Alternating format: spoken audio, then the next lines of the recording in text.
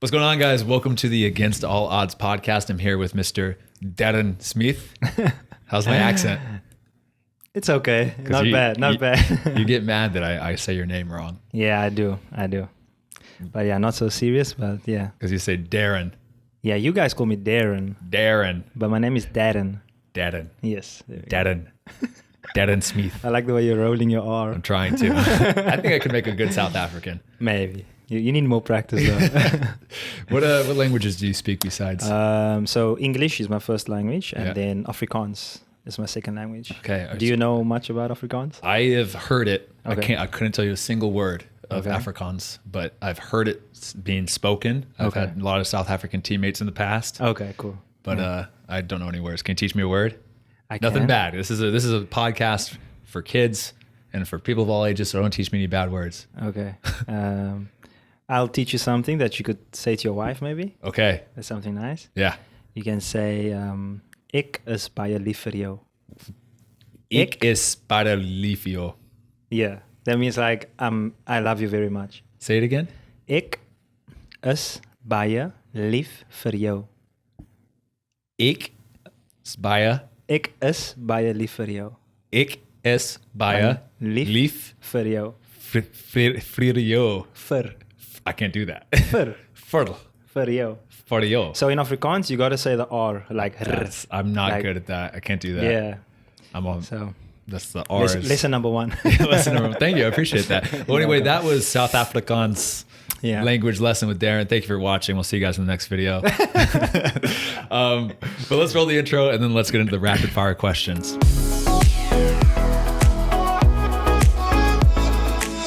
Darren, so give me your full name. My full name is Darren Smith. No middle name, huh? No middle name. You're so surprised. The last time you asked me that, you were so surprised. I know, I was surprised, yeah. I like a middle name. I like a good middle name. Might be the American in me, but... I mean, we gave Uriah, my daughter, a middle name as well, so... I can see why it's necessary. Yeah, Uriah and Scarlett are playing downstairs right now. Yeah. So give me your age. My age, I will be 29 on the 26th of March. You're getting old. Yeah. You're getting old, man. Getting close to that 30 mark. Yeah. But do you think that you're one of the top fastest guys on the team? I actually don't know, but I think so. Would you give yourself top 5? Probably is. Who's your top 5? My top 5? Not in no particular order, just give me 5 fast guys. Okay. I would say Reese, Jordan. Can I put myself? Yeah. Myself. You up there as well. That's what I like to hear. Who else is there? Atez maybe? Atez. I think Atez is more quick than fast. Yeah, he's more quick with the ball. That's like Alex too. Yeah. Alex is quick. Maury, yeah. I think we've got to give him a shout out. Yeah, he's fast. Yeah, that's a good 5. I think that's a really good 5. Steve, Steve is sneaky fast. He is, eh? He's fast. Yeah. Okay. But I don't think he cracked the top 5. No. Because I'm faster than him, but he's up there. What's his name too? Shane is sneaky fast. Shane is sneaky fast. Yeah, he's got that long stride. Yeah. He's got that. He takes 4 steps. He's from the 18 to the half. Exactly. Yeah. What's your favorite country you visited? Favorite country I visited was by far Morocco. Morocco. Yeah. Okay. It wasn't a visitation. It was more like I was playing there for like 6 months. But yeah, it was for us. I think it was for myself. It was the most beautiful country. But then Spain is up there too. Barcelona, we visited. Barcelona's sick. We went on a little family vacation, and that was nice. Yeah, that's cool. Favorite food? Favorite food has got to be what you guys call barbecue. Yeah. But in South Africa, we call it braai. Braai. So it's BRAAI. So it's braai. Same type of food, yeah, though? like you'll put your chicken, like you marinate your chicken and you put it on the braai. But we won't use we'll use wood and coal. Wood. Yeah, wood and wood. Wood. Not hood. This is a hood, man. Wood with a W. Yeah. And coal, fire, and yeah, that's how we would put it on the grill. And yeah. Have you had like authentic barbecue in America yet? Not yet. Looking forward to that. I'm sure in the summer we'll have some get-togethers. Oh yeah. So yeah, it's a little hint at you. I was gonna say I'm a little grill master. Okay, yeah. let's see. I don't season my food though. You don't? No. No. Why would? That's I just go straight that's chicken. a red flag. Just chicken. That's a red flag. Maybe a little you salt. Don't season Maybe a little salt, but it gets too spicy. No. I'm kidding. I'm kidding. I can't take that much spice. Yeah. Like my stomach's sensitive. Yeah. But with braai, with braai, it's different. with braai, you gotta marinate that chicken. Yeah. Okay, I'll cook one time. I'll do some nice American barbecue ribs, hot dogs, burgers, and then. Do you guys do salads with your barbecues? Yeah, but it's like a potato salad. Yes. Yeah, so that's one of my favorites, and then we have a bean salad, so baked bean salad. Okay. There's different ways of making it. So every mom in South Africa has their little way of how they make that baked bean salad. But yeah, and then it's like something called coleslaw. You guys, coleslaw. Yeah. That too, and then you will have like your breads, like your rolls. And things like that. Yeah, that's like the exact same thing. Okay, yeah. cool. It'd be interesting to see how it's different though, like with this, like the marinade, if it's different or like. I think so. It's all about the marinade. Yeah, it is. The seasoning. Yeah. Okay, braai. I'm excited for some South African braai. That'd be cool. Now let's see. How many countries have you lived in? Lived. Yeah. Okay, so South Africa, of course, number one. Finland, Morocco. Yeah, those three. But then I've visited quite a few, and now in the US. Yeah. What's your favorite movie of all time? Favorite movie of all time? Oof. Coach Carter. Oh, I like that. Wow. Yeah. Okay. Carter. I watched it on the plane actually on last trip. It's a good movie. Yeah, I like it. That's interesting. That's a good one. Yeah. What do you miss most about South Africa? Probably family. Yeah. Yeah. Is there anything like just from like this the city or like the lifestyle that you miss? Not really. Like it's not too different in that kind of sense, especially where we're staying. Like where I live in Cape Town, it's fairly safe. And then here as well, where we live, is also like fairly safe. So of that aspect, it's not much different. But yeah, I would say like the family side of things, just having the freedom to just go to your mom and then have a nice cooked meal, whenever you want to, or just chill with my dad, or things like that. And that I can't have here. So I mean, even America's so big, I can't. I mean, my family's like West Coast, like we're far. Yeah, that's the hard part. What can you cook? Yeah, I do cook. What's your best meal? My favorite meals, I think we kind of split it.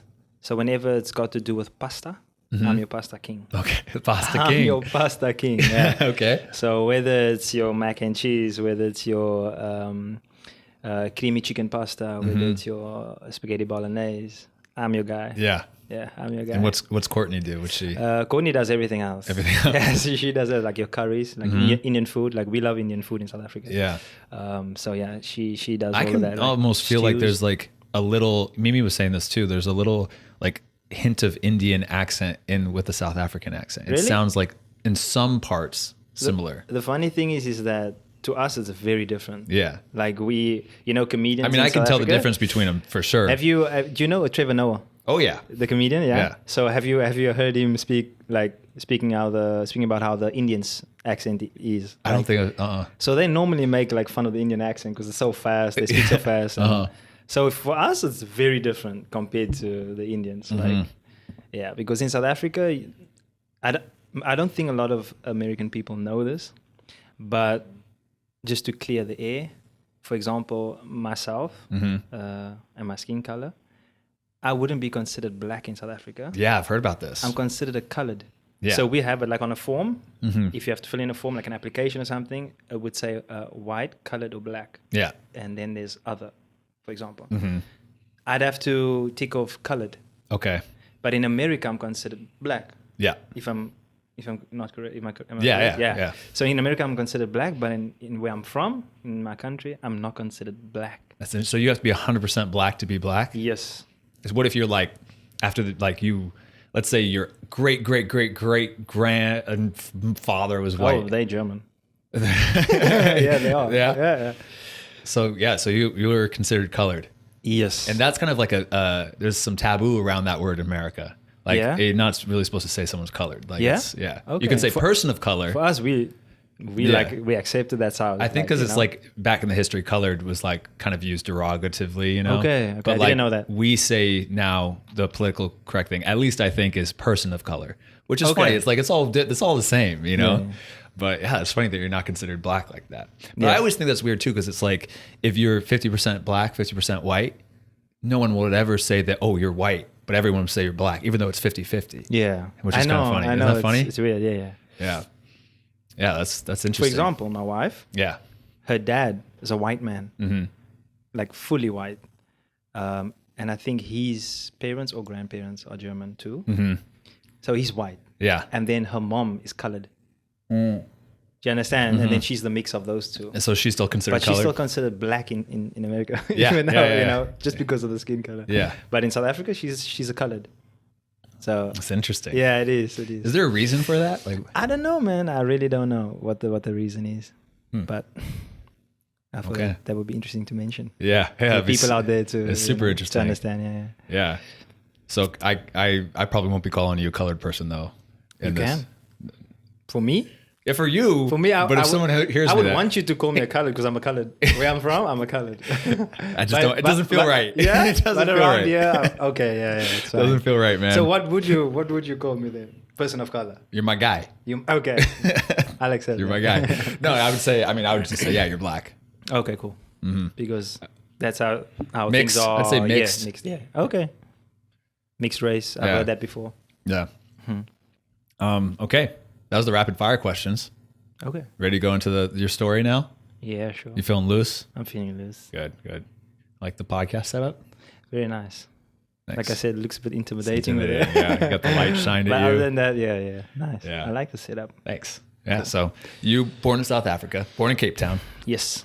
Born and raised in Cape Town. Tell me about your family dynamic. Mom, dad, family, siblings, all that stuff. Yeah, so I still obviously have both my dad and mom. Yeah. Then I have a sister, and then I had a brother. Tell me about this. Yes. So when I was 16, my brother was 18. That's when he passed away. Was a vehicle accident.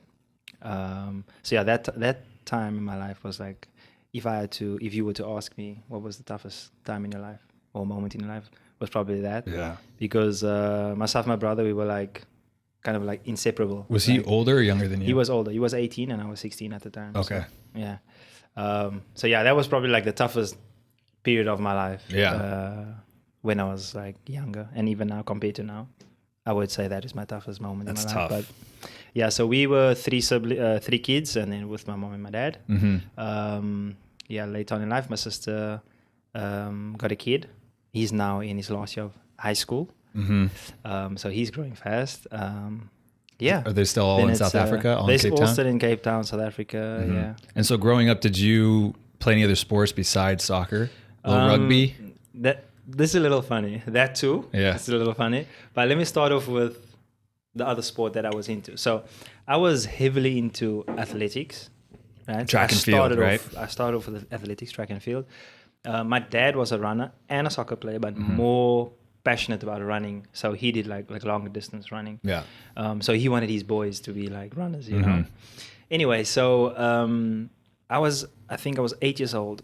Was the first time that I played a soccer match for a club on someone else's card, you know. That was because me and my brother was playing ball in the street, and someone from the club in that street was like, "Hey, we short two guys. We need you guys to come and play. Would you like to come?" We're like, yeah, we'll go. But we didn't want my dad to find out because he just wanted track. Yeah, he wanted us to be runners. So we don't know how he's gonna take it. You know, we went, we killed it in like, I don't know. We were playing in like, we weren't playing in soccer boots, soccer cleats. We were playing in like our own shoes that we had on. We did well. They were like, "Hey, you guys need to sign up for us. You know, like you need to come and play every week." We were like, "Okay, cool. We'll speak to our dad and then see what he says." So at the time, we were both doing cross country running. Is that a thing in America? Oh yeah. Yeah. So we were doing cross country, and like competitively, like we were running for clubs. And then the problem was that it would be the same day as the soccer match. So you would have a game in the morning, and then later on in the afternoon, there's the race that you have to go and run. So eventually it got to the point where my dad was like, you can go and watch the games, but you can't play because you have a race that you need to win later on in the afternoon. Mm-hmm. And so we would sneak in a game. And my dad would be like, you play today. So he would know when your time starts getting slower. Yeah, exactly. Or your performance is bad. Like you didn't come second or the first, you came like third or fourth or fifth. Like, he would know. But then eventually, like, he came to watch us play and then saw that, okay, looks like we decent. We have, some good touches and whatever. And then he started enjoying watching us play. And then that's when the switch came, where he was now more like pushing us into soccer. And motivating us in that sense. So, I mean, he wanted to make his boys runners, but then he saw, okay, now the passion, the love, and we were just like, I think I was better at soccer than what I was going to be as a runner. So because I beat you in the 2 mile. Yeah, you did. So it's a good thing you didn't choose cross country. You did. You had to sneak that in there. Yeah. You just had to. But we were pushing each other. Back and forth. We were going back and forth. I would pass you, then I'd all of a sudden be like hit a wall, and then you pass me. That's my least favorite fitness test, though. The other interesting thing about athletics and soccer is that at one point I had to like choose, but it was like, I would say big stakes. Because I was 17, I was at a club called Ajax Cape Town. So it was a brother club to Ajax Amsterdam. That's how I was able to go play in Amsterdam, because they would invite us to a cup called the Future Cup. And they would play teams like Manchester United under 17, Bayern Munich, Barcelona, all these, all the major clubs, AC Milan. So that's a cool tournament to play in, because like those are some big clubs. You test yourself against like the biggest clubs in the world, basically. So I had to choose between going to that tournament or running like the national championships, like 400-meter hurdles, because that was my race. And I decided like, okay, whichever one I choose, I'm sticking with this. Like, I'm going to drop the other one. And I chose soccer. I was like, there's no way I'm passing that like opportunity to go abroad and, How old were you at that moment? I was 17. 17? Because a year later I signed my first deal, professional contract. Good choice then at the end. I think it was the best choice for me. Nationals is tough to pass up on. Yeah, I told you, I ran a track in high school. Yeah, I remember you said. Yeah. Mine was I was the 400-meter runner. That was my main race. Not the hurdles, not just the hurdles. Okay. Not the hurdles. Couldn't do the hurdles. Yeah. But I loved it. What was your dad's race? My dad's race was probably the longest, like 3,000. Yeah. And 800.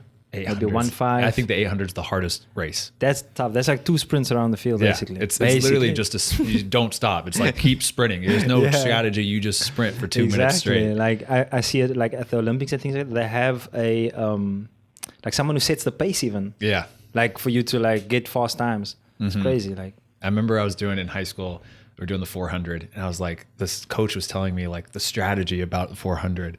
Okay. And I was like, what? What do you mean? He's like, start off strong, stride out on the like the long sides, and then push on the. And I was just like, I'm not gonna listen to that. I don't need that. I'm just gonna run as fast as I can. Just run as fast as you can. It's a one lap. Yeah. It was. I love track though. It's a fun. It doesn't seem like it'd be fun, but it's really fun. Yeah. Hey, we still hold the record for the 400 meters. Yeah. Wade van die Kerk. Have you heard of him? Wait, what did you say? World champion. He holds the record for the 400 meters. What's his time? Like 43? 43, yeah. That's up there. I knew the time. I didn't know the name. Wade van die Kerk from South Africa, man. Yeah. Give him a shout out. He's from Cape Town too. Was that guy with no legs? He was South African. Yes, Pistorius. Yes. He's had a crazy story. Yeah, yeah. Isn't he in jail now? I think he is. He's he should prison. be. Yeah, he should kill his girlfriend. Yeah. That's crazy. Yeah, that's tough. That's story stuff. Not at all. So so you were playing just track or athletics and soccer growing up. Yeah. And it was pretty much a 50-50 split between the two. Between the two, yeah. Okay. And why did you feel like you were kind of like leaning towards soccer? I just feel like the opportunity to grow in soccer was much higher in South Africa than as an athlete. I think most athletes end up having to move to America actually and come and train here, go college here and compete here because the coaches here I think are better. And I think that's what most athletes who wants to do, like to be Olympic athletes, like be world champions. They come decide. So for me, it was like, there's always going to be someone faster than you. There's always going to be someone stronger than you. No, I'm speaking to you, man. But you get what I'm saying. Yeah, like, 100%. Like if you're not on top of your game, like you have no time to rest. Like, and the hard for me, it was like, you know, I'm fast, but there's, like you said, there's a genetic limit where you're like, you can improve and you can get faster and you can shave off minutes and stuff, but the best in the world, it's like I'm never touching the best in the world. Exactly. 400. Like I'm never running a 43 second, no matter if I had everything perfect. Yeah, maybe I could get down to like 46. Yeah, but maybe 45. But like it's there, you know, it's and with soccer, it's like there's so much more to the game, and like you could not have like the best genetics, but you can still create something, a career, you know. Like I always say in football or soccer, that's the other thing. In America, it's soccer. Yeah. Hey, how do you feel saying soccer on this? I mean, in South Africa, it's called the PSL, meaning the Premier Soccer League. Yeah. So I should be used to saying soccer, but then when you're in South Africa, they say football as well. That's funny. And then I get to Europe, and then it's like football. Yeah. You know, so I told myself, like when you get to America, like start practicing saying soccer again. So yeah. The question again, sorry. I forgot.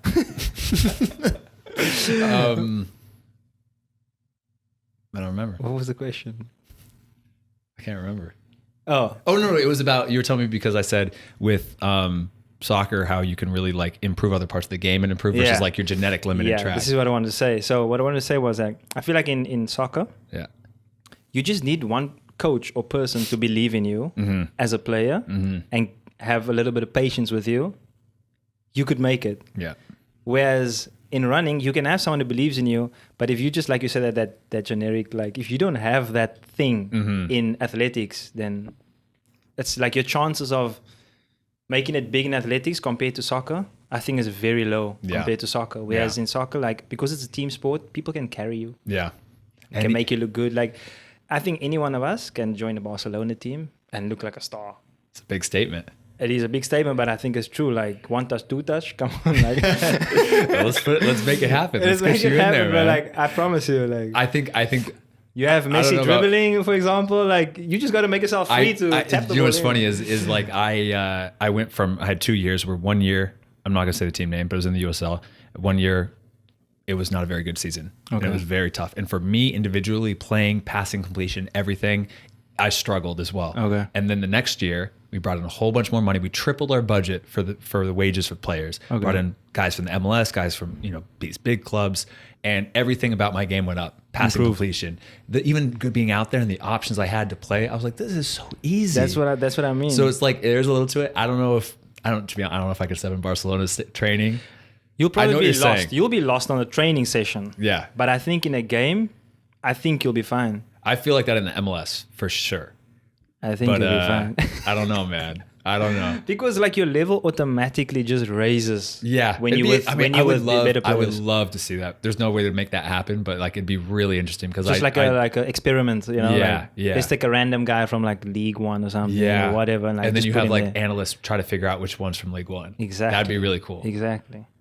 Let's make it happen. We'll talk business after that. Let's go. Yeah.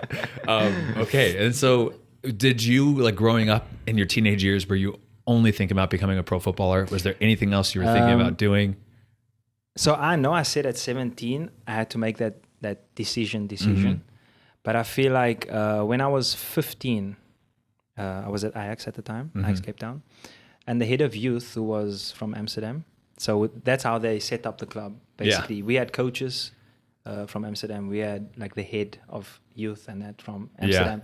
So we would have like that influence, that European influence and how they do things there. Because Ajax Amsterdam is one of the better academies, So they kind of try to do that in South Africa as well. But they're no longer a thing. So, but back then, so I was 15 and one day the head of youth calls me into his office and he says, like, close the door behind you.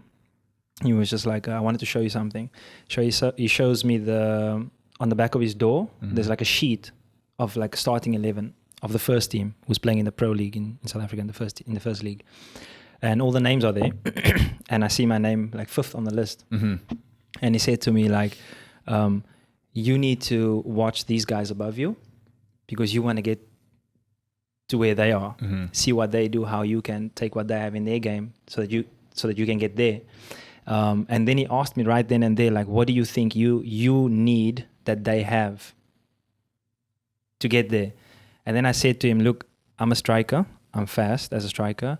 I feel like I have good like eye for goal, but I'm not strong at the time when I was 15, of course. I was skinny, you know, and I was a runner kind of striker. Runner, yeah. You know, runner kind of striker. And so balls in behind. And that's all they wanted me to do, you know. So I never really had that someone taking me one side and say like, listen, this is how you hold up the ball. This is how you feel the defender. I never had that. So that was one thing that I wish I had someone like, or a coach that taught me this, you know.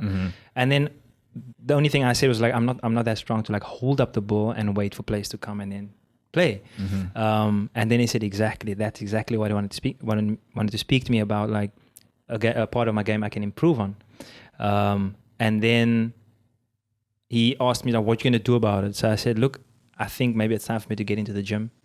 And that's where my passion for fitness came in. It started there, where I would come in because they would pick us up from school in a van to training, and then we have like an hour before we start.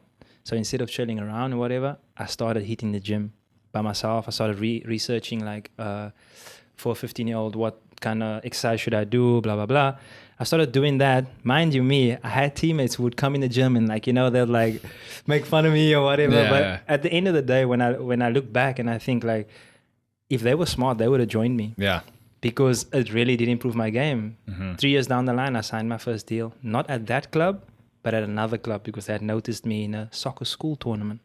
Okay. So that's how I ended up signing my first deal. You know, obviously the club wasn't happy and it was a fight to get my clearance and all that kind of things. But I took the opportunity. Yeah, it's interesting because a lot of guys that develop like a big love for the gym and fitness in general come from the opposite spectrum of being too skinny. Like I was like that 100%. I was told in high school, I was like, no, you're too small to get into this game. Because I was a stick. My wrist was the same as my shoulder. It was just one little string bean. You know who's like that too is Ryan Williams.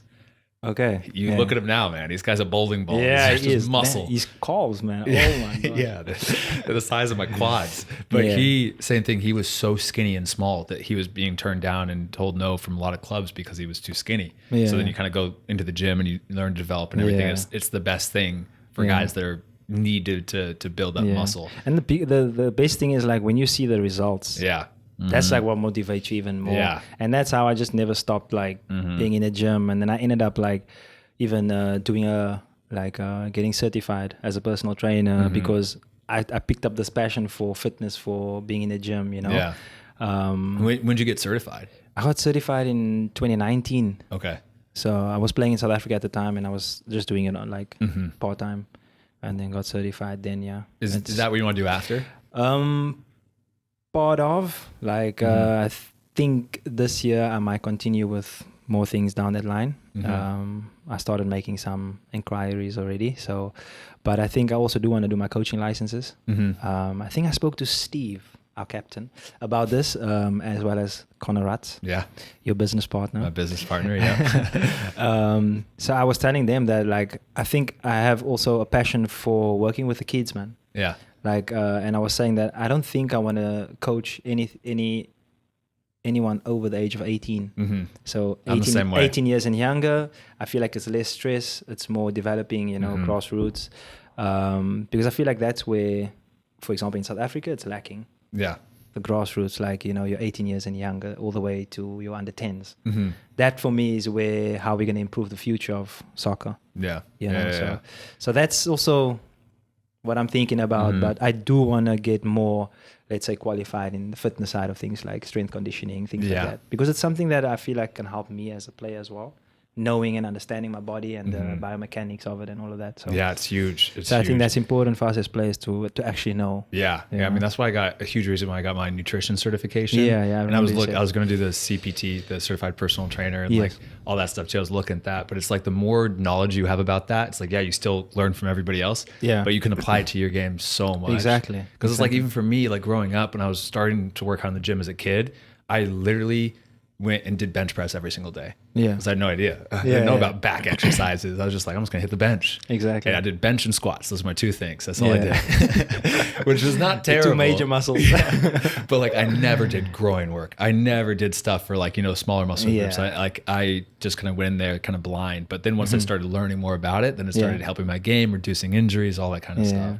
And that's the other thing with injuries. Like, sometimes you only learn until you have an injury. Like, I need to strengthen like certain areas of my body so that I can prevent these kind of injuries. And for my sports learning, the doctor was like, "What groin work, like adductor work, have you been doing?" I was like, "What?" I was like, "I don't know. I don't know. I guess."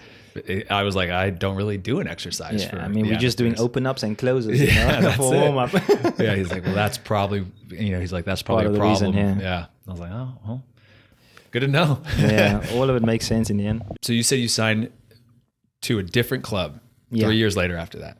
Yeah, right after my last year of school, yes. Okay. And your last year of school, you finished at 17 or something? Yes, I finished the year earlier because I went a year earlier to school. Why?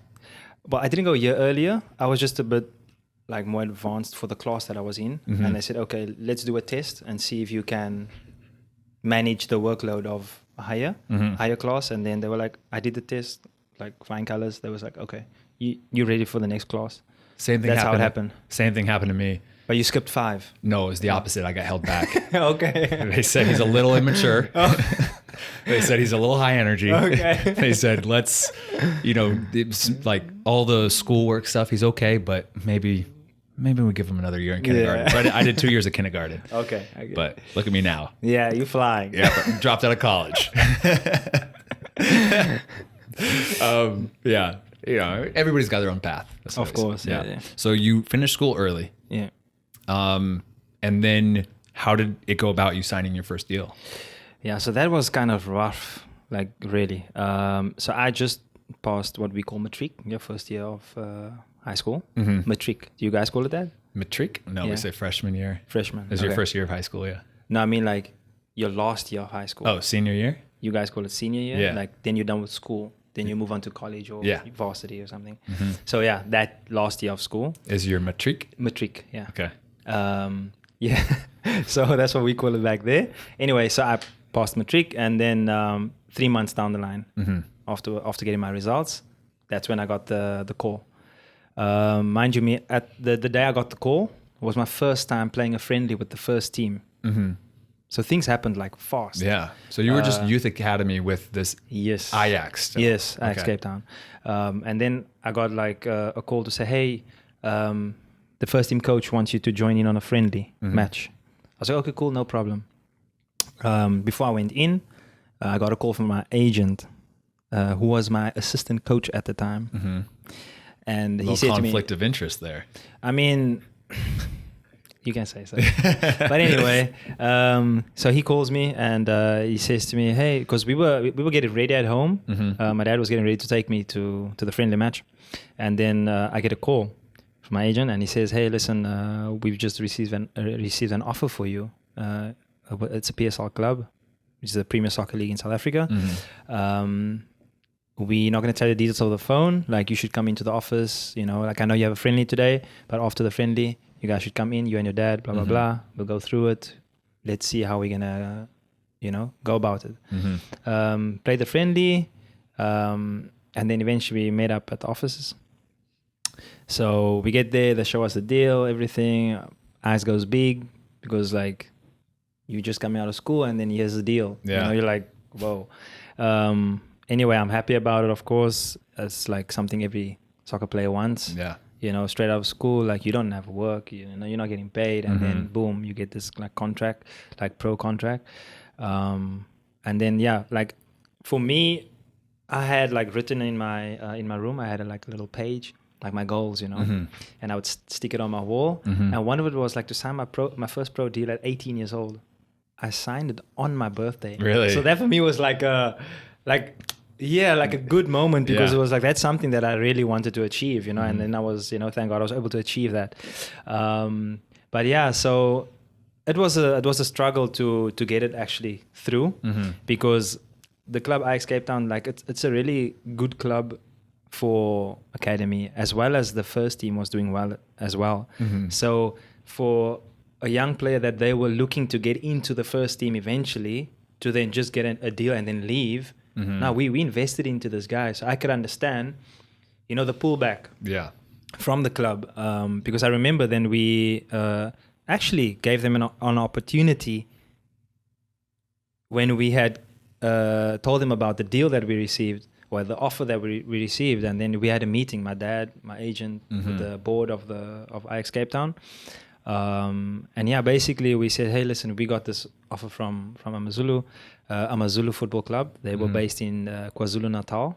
So that's KwaZulu Natal. Yeah, that's a province about 1.5 hours flight from Cape Town. Okay.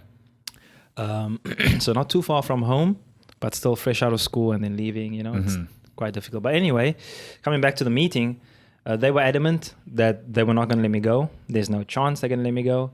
And it even got to the point where it went to the court. Really? Because according to them, their plan was within 6 months, they would introduce me into the first team.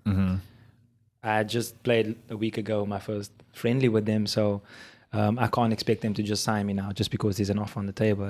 Like they have a certain plan and they wanted to, they want to go through the plan, which I understand. But at the time, like as a young soccer player, like aspiring, to reach like big heights and stuff like that, you're not going to pass on an opportunity like that. Like if your current club is not willing to either come close to the offer or even signing you in general, like just signing you for the first team to show like, hey, listen, we really want you to stay. Yeah. We're going to offer you a contract instead of you leaving to go, because we feel like we can develop you better, which probably would have been the case because they were the best in South Africa at the time. And I think many people in South Africa will agree with me with that. Yeah. But that's how it basically happened, and they just weren't willing to like budge. That's crazy. They wanted to keep their plan. I mean, you can't pass up a secure offer for a promise of 6 months down the road. Exactly. It's the same in off-season. Anything can happen. Yeah, anything can happen. Yeah. What if you were to get injured at that, like the next month, like that? And you know what the sad thing is? Like many people like looked at me different after that. Really? Differently after that, yeah, because I was like doing really good with the academy, like really, really like good. People from that club or like from the club, from just South Africa in general. Like why would this youngster at the time just leave Ajax Cape Town instead of staying there? It's funny how people from the outside or fans or whoever will see that move and they don't understand the stuff that happens behind the scenes. Exactly. Like it's like if they would have offered you the same deal or even probably something close to that to stay at your 100% club, to go to the first team, you would have for sure. That's something I, as a 17-year-old, said at the table. Yeah. I want to stay. Yeah. I want to play for Ajax Cape Town, first team. Like, who doesn't want to? Everybody in South Africa wants to play for Ajax Cape Town's, first team or be in that academy. So I said to them, listen, if you guys can come even like close or what, I'm willing to stay. Yeah. Like, and it's kind of like it was a situation where we in charge and we know what is best for you and you just got to do what we say type of thing, you know, to put it bluntly. I mean, eventually, like I said, it got to a court case situation where I had to go to court and things like that. But then eventually I feel like they just decided, you know what, there's no point in all of this. Like, it's just going to get ugly. And that's crazy. And then eventually it just died down and they came to some agreement and there we go. That's crazy. It's a business. I mean, you learn early on in the sport that it's a business, and it's just like, there's no about feelings. It's look, this is the offer. This is what we're going to do. It's completely smart. It would have been so stupid to stay and be with the promise of being introduced to this first team in 6 months. And not many people understand that. Like, I'm so glad you're saying that because what if I was on here like, you idiot, you're not loyal. And I mean, that's how people look at it. Like, oh, he's not loyal. Like he's just after the money, or he's just. But at the end of the day, for me, it was an opportunity to grow. It was an opportunity to be training with first team players week in, week out. So, and then maybe getting the opportunity to get to play as well is, like that opportunity is there. Yeah. And it's being put on my table. Like, do I take this? Do I let it pass? Yeah. Do you like put yourself in my shoes as a young player who has a goal to sign his first deal at 18 and then here it happens. Yeah. So for me, it's like, come on. It'd be such bad business to turn that down. Exactly. And it's like, that's what's funny is like, once, because he's in the academy system as a youth player, it's not a business. I mean, it is a business for the clubs, but even for you, it's just like you're playing, you're training, you're developing, but then it shifts to a business. And it's funny that a lot of people think that as players, everybody else treats it like a business when they'll cut you at, the slightest inconvenience. The second you lose your market value, you can be pushed away from the team. But as a player, you're expected not to treat yourself as a business asset. You see, it's just like, no, you need to be loyal, you need to do this, you know, that's all where like the problem with your comes heart. in. It's like, it's not like that. Like I want to, and like you said, you want to play for Ajax. There's many clubs where I wanted to stay, I wanted to do that, but it just doesn't make sense. The numbers doesn't make sense. It's you have to do the smart business decision for yourself. Exactly, because that's what they're doing. They're making a decision as a club or as business owners or as a club owner. They need to make a decision that's best for them as a club. Yeah. Look, we've invested into this player, so we're hoping for a return on investment. Yeah. What's the best way we can get that? You see? So you as a player, like you just the pawn in all of this, like I don't feel that's fair, to be honest. Like we should have a say as players. Like, and it's like, and that's how it is. And there's no hard feelings. Like if a club cuts you, like you shake their hand, be like, no problem. It's a business decision. Exactly. Yeah, I get it. I understand that. You're going to go in a different direction. No problem. Exactly. And it's funny but it's always the players that get the shtick for not being loyal if you go in a different direction. And the sad thing is people start painting you with this picture that, you think you're something that you're not because you did this, you made this decision. It's strange. That's how it goes there. Yeah, yeah. Well, I'm on your side with that decision. I got to hear the club's perspective, though. I got to go talk to some guy from Ajax. I mean, like I said, I understand the club's perspective. Yeah. Well, I mean, the thing is, if it was true, like if you really see me as part of the first team in the near future, sign me. Exactly. That's all you have to do. Even if it's just a pre-contract, like like if you really wanted to wait for 6 months, sign me now. What's 6 months? Yeah. Like, it doesn't make any sense. Exactly. So it's telling that the fact they didn't do that, because then it's like, well, are you serious if you really are serious about what you're saying, then we can put it on paper. But I think they took it like, oh, you want to leave? Like it's like kind of like an attitude thing. So it's like, no, we're gonna make you like suffer for this. Like, nah. Yeah, it's interesting. It's funny to see the different perspectives of that. And again, it's like, I mean, that's why MLS has homegrown contracts in the US. It's like they have the rights to players and everything. But if you don't sign the player and another club wants him and you don't end up signing him, then he's free to go. Okay. That's how it should be. And I get you have first rights. Like Ajax should have your first rights to you as a player. Yeah. Because they invested like 4 years into me. So exactly. That's why I say I understand the side of it, but you got to like they say, put your money where your mouth is. Yeah. Like you got to show in action that you want someone. And that's what a player wants. Show me that you believe in me. Show me that you do want me, and then I'll give my all to the club. Yeah, 100%. So then, what was the club? What was the name of the club that you went to? Amazulu FC. Amazulu FC. Yeah, Amazulu FC. Yeah. Okay, and this was in. How did you say that place again? What province was KwaZulu Natal. KwaZulu Natal. Yes. Okay. Yes. I'm gonna be speaking Afrikaans after the end of this. But that's not Afrikaans, though. Bro. That's not. No. KwaZulu is not Afrikaans. Zulu is a language on its own. Oh yeah. So in KwaZulu Natal, they speak Zulu. Oh. So I learned.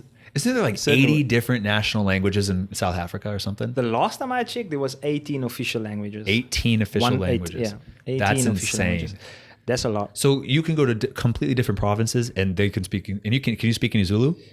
I picked up some words, to be honest, but that's been a long time. That was then. Everybody can speak English though, everywhere. Yeah. Is that typically what happens? Yeah, I mean the first language, like in school, whether it's a black school, white school, colored school, doesn't matter. Hold on, you still have there's still black and white schools. I thought that was like the apartheid. No, there's still where there's like predominantly like in black areas. So you get black areas, you get white areas, and then you get more colored areas, and then you get mixed. Yeah. Where there's black, white, colored everywhere, So I was one of those schools where it's like everybody. But you still call them like a black school or a white school. No. I'm saying that there are schools where there's only blacks. Yeah.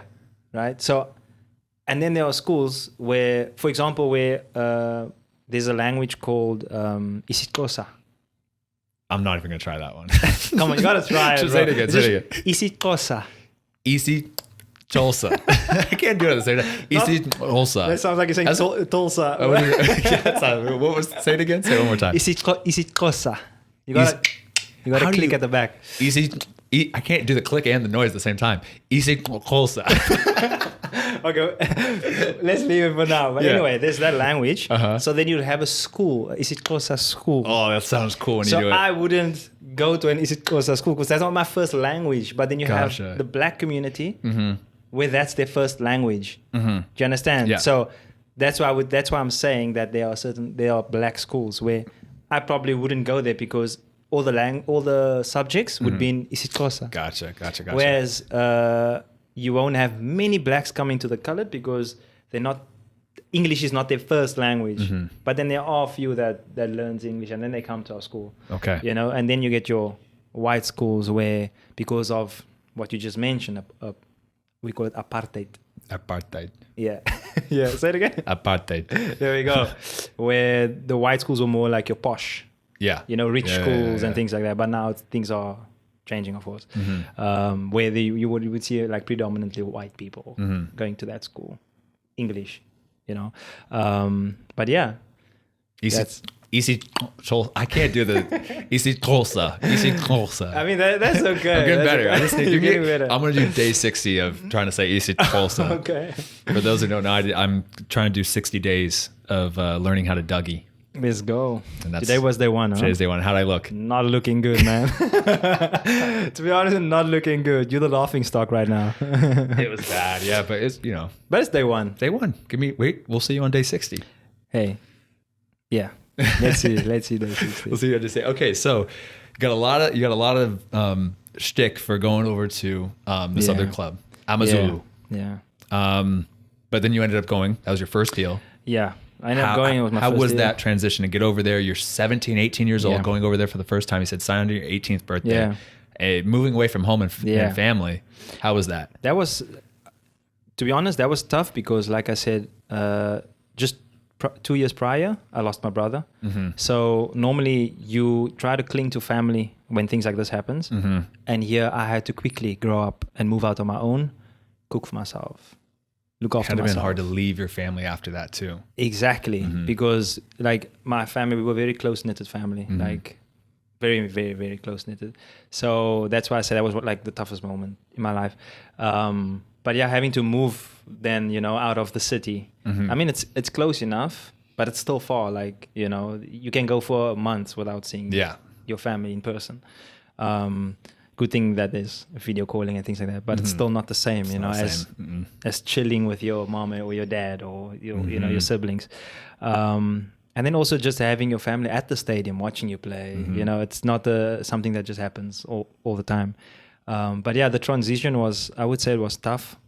First of all, because I was new to the league, new to the level. Not many people I knew there that I could, cling to help me, teach me the ropes of how things are done and whatever. And I guess all of that helped me to grow very fast when it comes to my way of thinking, growing up as a young adult. But yeah, my story in that club wasn't smooth. Reason being, I wasn't gonna just get in there and start playing. So back then, I think many people will agree with me in South Africa. Back then, when I was 18, the opportunity for 18-year-olds to play in the league was very rare. Very, very rare. You'd sign, but back then, I feel like the coaches back then, probably the same coaches, but back then, they were more clinging to the experienced players. They didn't have the patience back then. And I'm saying back then because we've got some top players that are like teenagers that are playing in the PSL right now. And the good thing is that they decided to have the patience now with younger players, like throwing them in the deep end, see how they do. And I think it's paid off a lot, especially for the national team as well. So big ups to the coaches now. That was still the coaches back then that switched it up. Because for me it was tough. Like I would train, do well. I made the 18 squad every single game, my first 6 months there, but I wouldn't get a minute, until the last game before, the half break, like the Christmas break. got like 9 minutes or something like that. And then before we came back, I had to speak with the club and say, hey, listen, like I need to make a decision that is best for me as a young player. Like I need to be playing. Is there a loan, possible loan for me? They were like, yeah, sure, we can speak about that because we agree with you. Like you need to be playing, and right now, it's about getting results. So they were more result orientated back then, whereas now they still are, but they're more lenient or they're more patient with giving opportunities to younger players, because I think they finally understood, the fact that if you want the future of South African football to grow, then you gotta start trusting the younger players. You gotta start having patience with them and bringing them in, and just taking more risks. Whereas back then they wouldn't take much risk. So that's why I say it's like very rare for a young player to come in and then boom, you're killing it. Yeah, that makes sense. Yeah, so basically I went on loan for the second half of the season to like a division lower, played there, then came back after the loan. But then that team, AmaZulu, got relegated.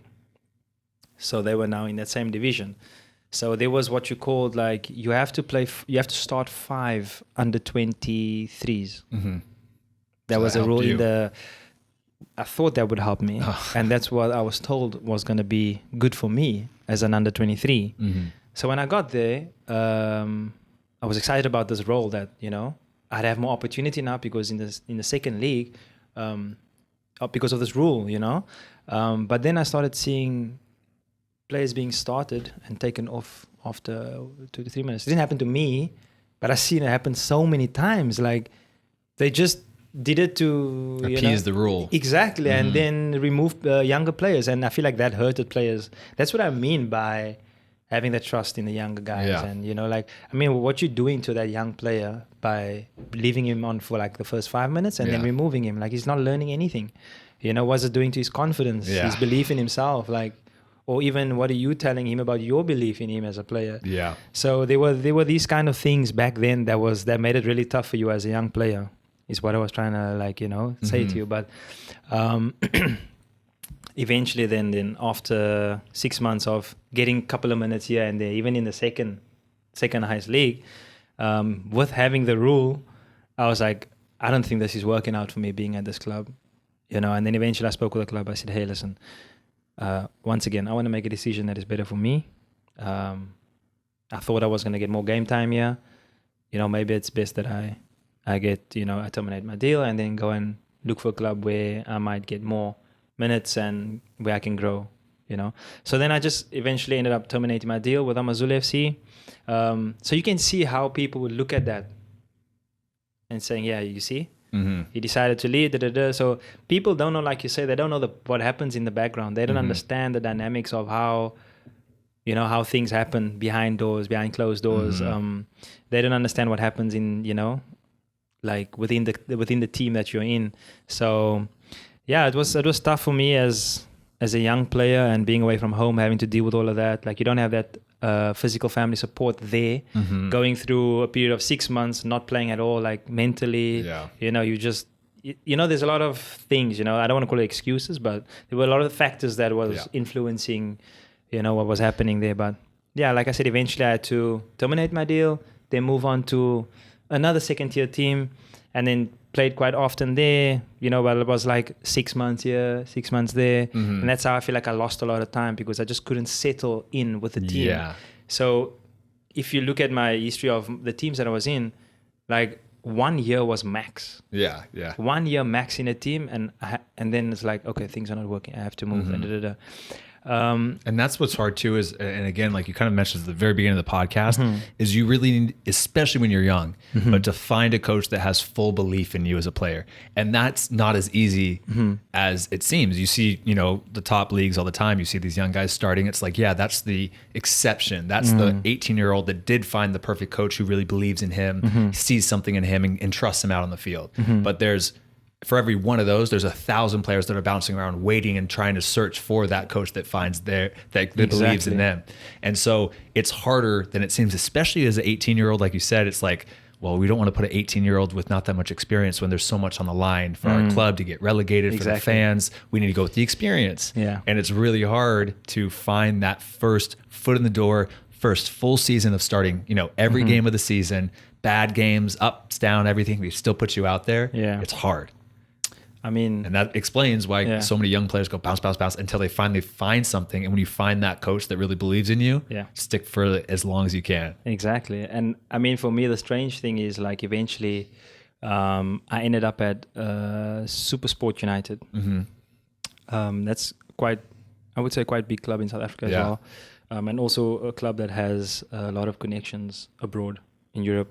A club that I don't know if you know Ronwen Williams. He's a South African goalkeeper.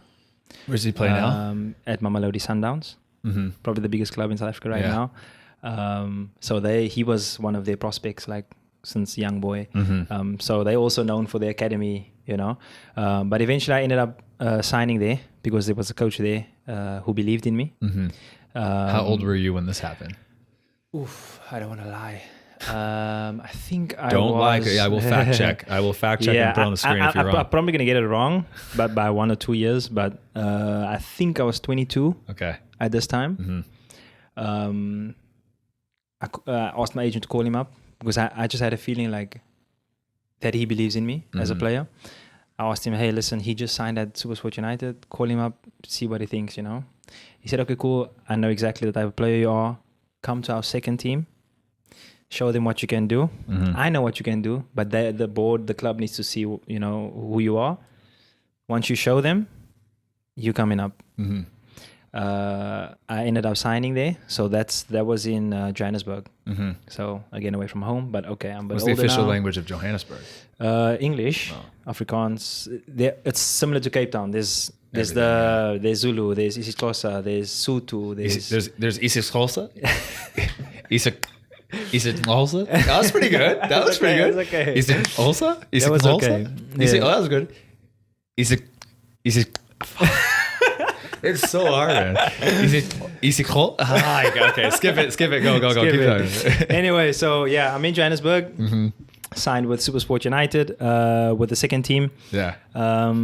So when I signed, the day that I signed, I sat at a similar kind of table as this. And whoever the guy was at the time, I don't know, he was a general manager or something. He said to me, hey, listen, don't look at this deal as a permanent deal. Hey? He said to me, if you show us what you can do within the next 3 months, we can come back, you can tear this contract up, we give you a new deal. It's all up to you based on performance. As a player, you want that. You want that where it's like, okay, it's in my hands.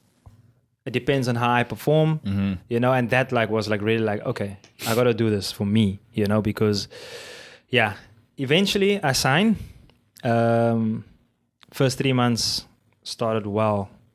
I was leading the goal scoring charts in the second tier, in the second, reserve league. They called me in. They said to me, hey, Darren, how would you like to come in and tear this contract up and sign a new deal? It was 3 months down the line after signing. And I was like, well, before that happened, I got called up to the first team to play a game, an actual match, an official game before signing the new deal.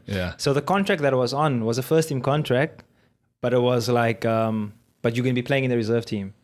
You get me? So it was like, I don't know what to call, like an apprentice contract or something like that. I'm not sure. But anyway, so it was that kind of deal. So it allowed me to play in the first team if ever that step up were to happen. It happened the last game before the Christmas break again. And then guess what happened? We're playing away. The coach that I felt believed in me. We losing 1-0. I think 67 minutes around there. He brings me on. He says, go score a goal. And I scored a goal. We drew the game 1-1. Best moment of my entire life during that time. My family was watching. What was the goal like? So the goal was, we had a really good left back. He's now at Mamelodi Sundowns still. Amazing. He plays for the national team as well. So the ball got switched to him on the left-hand side. He controls the ball and he just whips it in. And I did like a check movement and I just hit the ball through the goalkeeper's legs. I ran like crazy. I didn't know what to do, I ran like crazy. We just went to the first player that I saw and jumped on them because I was like, that's the Connor Rutt celebration. I had one training session with the first team and then I'm in the team, So for me it was like, this is crazy, that this happened, And because we had the striker that we had, or the two strikers that we had was like Brocky from New Zealand, And then we had Bradley Grobler, who is still there now. One of the highest goal scorers in the PSL. So I had like really good guys to learn from. Yeah. In training and things like that. I mean, I was so like elated about what happened. Like before we had a training session after that game or whatever, and then I went to the coach and I said, "Hey coach, like, is it okay if I come back when the team comes back and join you guys in training?" He was like, "If you want to," because he was like, "You're part of the team now." Like, but because I was like, so like. I don't know what to expect. I've been disappointed so many times. Like I was like, "Hey coach, like," and he was like, "You're part of the team now." And then, not long after that, I got the call to say, "Come in, sign your new deal." Sad thing is, well, not sad thing. Good thing is, I started playing under him, starting matches, coming on quite early in the second half. So he believed in me. He wanted me to, to be great. And then he got released like 3 months down the line. So 3 months of enjoyment, football, learning, belief, to getting, the coach that believes in you gets sacked or gets fired or whatever they say. So then the assistant coach takes over, who wasn't around because he was injured during a legend game. The assistant coach was? Yes. Okay. So when I got called up, when I started playing, he wasn't around. So he comes in and played, I think, 1 or 2 matches. But then eventually, you're not part of the plans. So most likely you're not going to be playing much. Okay, no problem. The league's almost done. I'll come back in, and do my thing. I go back home after the league. He's still the interim head coach. So I knew I have to come back, show what I can do to prove to this coach that I'm capable of, being one of the strikers that he can trust and believe in and do good things for the team. I get to Johannesburg. I remember my dad drove down with me, and I had just got a new apartment there. My dad and myself, we went a week earlier because I wanted to set myself up. I just wanted to be ready, for this preseason and, furniture, everything sorted. First day into training, I'm all dressed in my kit and everything. I'm sitting chatting with the guys, because that interim coach sent me on loan. When he said that, "Hey, listen, you're probably not going to play." I forgot to say that. I went on loan to second tier. Okay. So then preseason and the next season. I have my kit on and everything, catching up with the guys and whatever the case is. One of the kit manager says, "Hey, Darren, the manager is asking for you, So I quickly run out and say, "Hey, what's up? What you doing?" He was like, "Yeah, didn't your agent call you or something?" I was like, "No." He was like, "Oh, because they had a meeting, in the week, the coaches and the board and whatever, and according to the coach, you're not in his plans, so he has no plans of you even training with the team or anything like that." I'm telling you, man, you can feel the disappointment, man, that happened there, because I had to, put with my tail between my legs, go back into the changing room and undress. Yeah.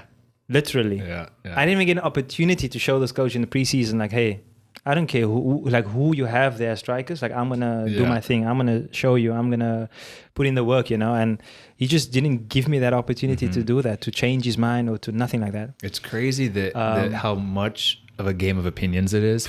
And it's yes, you prove yourself, you develop. It's like you said, you don't want to say excuses. You just focus on being the best player you can, beating out who's ever in front of you. But it's crazy, like you said, on one coach, on the same team, same everything, you're scoring goals and all that. Next coach comes in and says you're on the plans. And I literally got pulled in the office one time with a team in the USL, and the assistant coach was the interim head coach. And he basically said, "Look, Matt, you're a great guy. You work your butt off all the time. The head coach really, really saw something and he liked you. I don't really see it." Wow. And he just said, I want to tell you face to face, this weekend, you're not going to be playing or starting and all that stuff. But yeah, I don't see it because of, I don't think you're this good enough. And I was like, same thing, tail between the legs, starting every single game leading up to this for the entire season. I was just Oh, okay. Yeah, sure. I mean, okay, whatever. What can you say? Yeah, what can you say? He's the boss, and you just got to go, Crazy. okay, yeah. And you go, you have to be in that moment, it's so easy to get mad or say something, and you just got to go, no problem at all. I'm going to keep on working my butt off every single day. Yeah. Let's go win this weekend. Yeah. And then you shake his hands and you walk out, and then you're just like, oh. I mean, you said that was the coach who came to speak to you? This is the interim coach, yeah. The assistant coach who became the head coach. Okay. So he was the one who took over, basically. Yeah. I mean, at least he was man enough to come to you and say it to your face. Exactly. That's what... I would appreciate that. Yeah. I respect that. Mm-hmm. This coach, on the other hand, sent the manager of the team. Like the GM. Yeah, like the GM. And said, like, didn't they, didn't your agent tell you? Oh, I thought you meant like the managers and like the coach. I didn't have any conversation with the coach at all. Like he wasn't even like coach enough, I would say. Yeah. To come to me and say, hey, yeah, that's really bad. Like you can tell somebody that, you just don't see something that someone else sees, but then you leave them with inspiration. You leave them with motivation and say, hey, listen, just because I maybe don't see something in you doesn't mean another coach is not gonna. So like keep doing your thing. And there was nothing like that. And I mean, as a player, that at least you can take that, Yes, you're going to be disappointed because you wanted to do it not for him, but you get what I'm saying. But anyway, so, I mean, I had to go back in there, like I said, take off my kit. That's tough. Just tell the guys like, they said I'm not, not part of the coach's plan, so I have to go. I mean, I ended up training with the reserve team again because I was like, I'm not going to go and sit at home. Like, I'm still getting paid. I'm going to work for, what I get. So I just continued to play with the reserve team. Eventually, we played a friendly against the first team, the reserve team. And then that's when I took my opportunity. I was like, I'm going to be man enough to go to the coach and speak to him about what happened. Like, out of respect. I went to him and I said, hey, coach, is it possible if I can have a chat with you? He was like, yeah, sure. What's up? And then I was like, like what happened last week is very strange to me that like you never came to say anything to me about the decision that apparently you made with the board. No one came to me beforehand to tell me about, your plans or whatever the case is. I said to him, I respect your decision. But at the end of the day, I still told him how I feel. I said to him, I don't feel like you gave me an opportunity to show you what I can do. And I said to him, there's no better time than in pre-season. Everyone is fresh, starting afresh. Games don't matter. Anything can happen. I could be that player that scores all the goals for you or whatever the case is, or I could not. But you just never know. And I said to him, I feel like you just didn't give me that opportunity to even, show you on trainings or whatever the case is. I mean, at the time, he just said... Yeah, I understand. But yeah, I just don't see you as that player. So, but he said, what? Go to the reserve team. Keep doing what you're doing, and we can see things can change. You never know in football. That's what he said. But the way he said it was like it didn't instill you with confidence. No. I went back there and did my thing. They made me captain of the reserve team. It was a coach from the Netherlands who was our best training ever. But another coach who believed in me, who believed that I should be in the first team. And basically he eventually became assistant coach to the first team. And he tried to say, hey, listen, you're missing out on this player. Like he can bring something different to what we have, blah, blah. But that coach just didn't see it in me. Eventually, it's like a pattern, man. I went to not the GM, I went to the CEO of the club, had a meeting with him. I said, he said to me, hey, listen, we've tried every single club in South Africa to send you out on loan. Nobody wants you. We tried second tier, third tier. Nobody wants you. The coach here doesn't believe in you or doesn't see you as a player that he wants to work with. The funny thing is, you have those experienced players that can be honest with you as a player. Then you hear different things that those players are telling you about you than what the coach or the rest of the other people are thinking about you. That just makes it... Especially when they come up to you and be like, hey, what's going on? Yeah. They're like, what, the coach talked to you? What's going on? And you're just like, Don't know. Like we had some really top players that played in the national team at the time when I was there. A player called Dean Furman. I'll give him a shout out because he's a great guy. He played in England. He was playing in England like most recently, I think. And he was like captain of the national team and all of that. And he was our captain as well. And he would come to me and he would tell me like almost every day, like, keep doing your thing. Like, today you were on top of it. Like, you should be out there, like he really believed in me as a player. And so did the others, like the other experienced guys. Like here's one for you. They used to call me Aguero. I promise you, because that's what they kind of saw in me back then. Like they were like, yo, this guy like shows glimpses of Aguero. So they were players that believed in me. And that was like the difficult part to understand. Like, all these experienced guys, like they experience in the league, they know, when there's a good footballer or not, or good soccer player or not. But yeah, if a coach just doesn't see what others see in you, or he just chooses not to see something, or he wants another play instead of you, then there's nothing you can do as a player, Like, and that's the hard part, even going back to track. It's like, it doesn't matter who the coach thinks is faster. It's black or white. This guy's fast. There's no opinion there. And I kind of like that part about it. But then it was hard, there's always pros and cons. And I've even done little experiments of like, you talk to teammates and stuff about like what you think of a player. And it's funny, you can have one player that just splits the room in the locker room of like guys thinking that he's good or bad. One player that always pops up like that is Anthony Robinson. Who's that? The American guy, left back. Yeah. And for some reason, like, I think this guy is a baller. Yeah. But like, I've talked to many people who just think that he's, like, obviously he's playing in the Prem, but like that just don't think that he's at the quality or the hype that he gets. But it's like, it's funny how it's like, even there, you were, same locker room, same team, same all that stuff, still have very different opinions. Yeah. And it's the same thing as like, and you kind of have to respect it. It's like, it's how it goes. You can't get mad about it. You can try to change it, but then like you kind of say, you got to find, if you feel like you're doing everything you can and to prove them wrong and it's going well, but it's not working, sometimes you have to find a different opportunity and hope that coach, it's different and he sees something in you. Yeah. And I mean, like, I'm not the only player that has gone through something like this.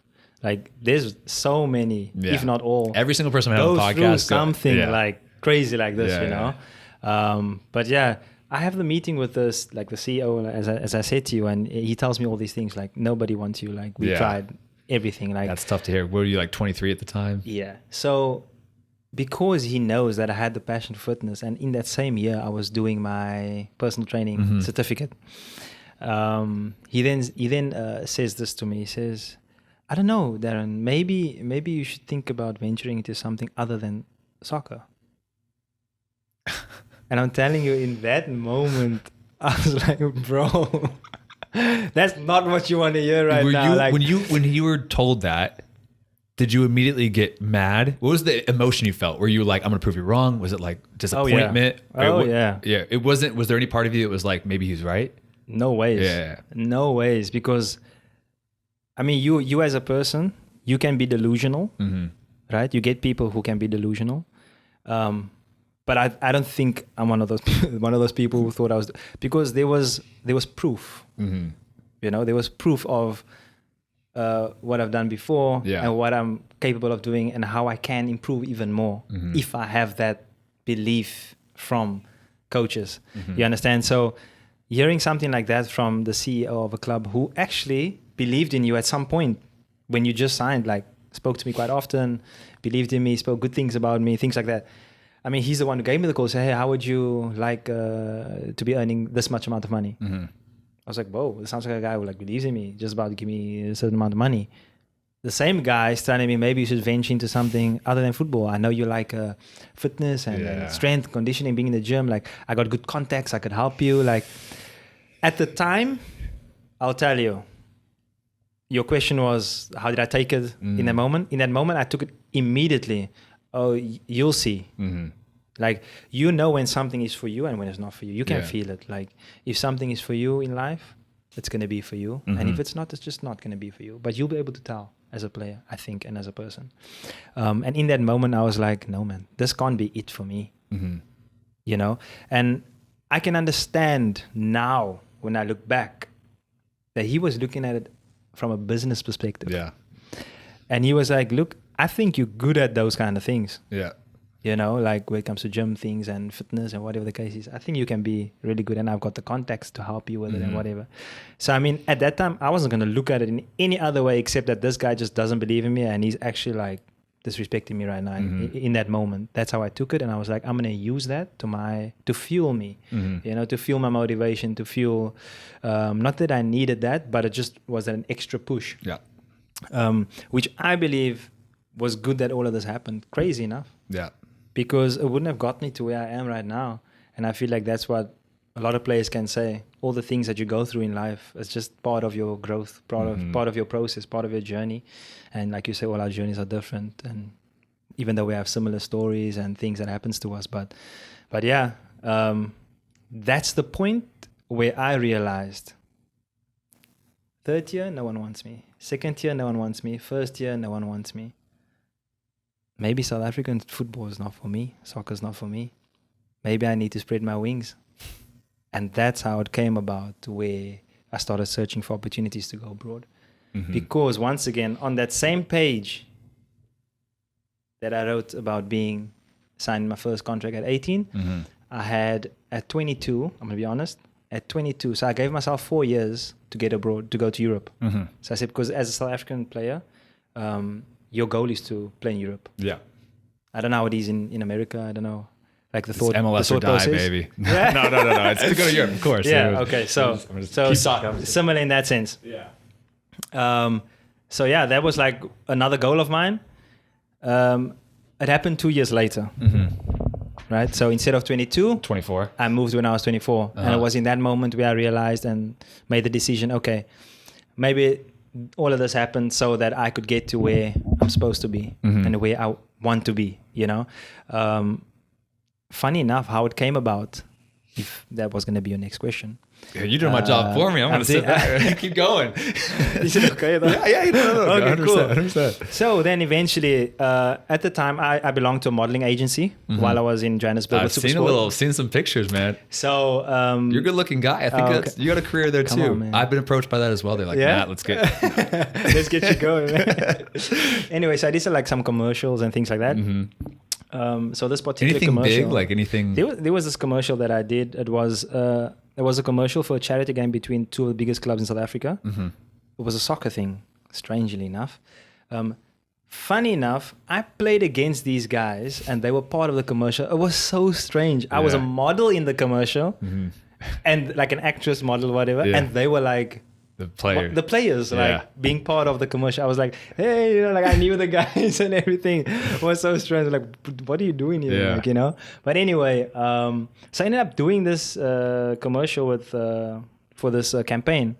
But during the rehearsals and things like that, there were some other like soccer guys and whatever that wasn't like pro, but that was part of the commercial. And two guys noticed who I was, and they were like, hey, we know who you are.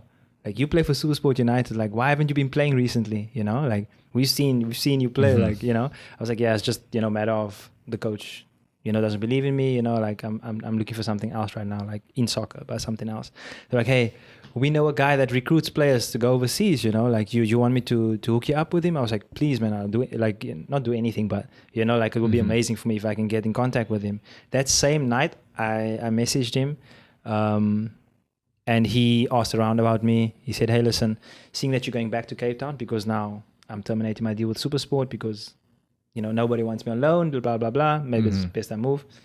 I terminate my deal with SuperSport. I end up moving back to Cape Town. And this guy that these two guys told me about, who recruits players, says, I got a partner in Cape Town who's going to sit down with you and walk you through everything of how we're going to get you to go abroad for trials. Right, so it was going to be a trial thing, which is something that I just needed in that moment. Trial, an opportunity, whatever the case is. Fresh start. Nobody knows me. Blah blah blah. That's what I needed. We meet up with the guy, myself, my dad. Everything runs smooth. He says, "Listen, I don't know you. I've asked around about you. People call you Aguero, so there must be something good. Let's see how it goes." It happened to be 3 of us that went, so all 3 of us were part of Ajax Cape Town. Who've also just felt like it's time to do something different, had a bit of unluckiness with clubs, coaches, whatever the case is. So it's like to revive your career type of thing, like moment for us, the three of us. One of them ended up in the club's called in Sweden. They were in the second year. I think they're still there now. Braga. IK Braga. Or Bruges, something like that. And then myself. I think it is Braga. I think it's Braga. Yeah, and then myself and the other one called Ayabulela. Konkobe.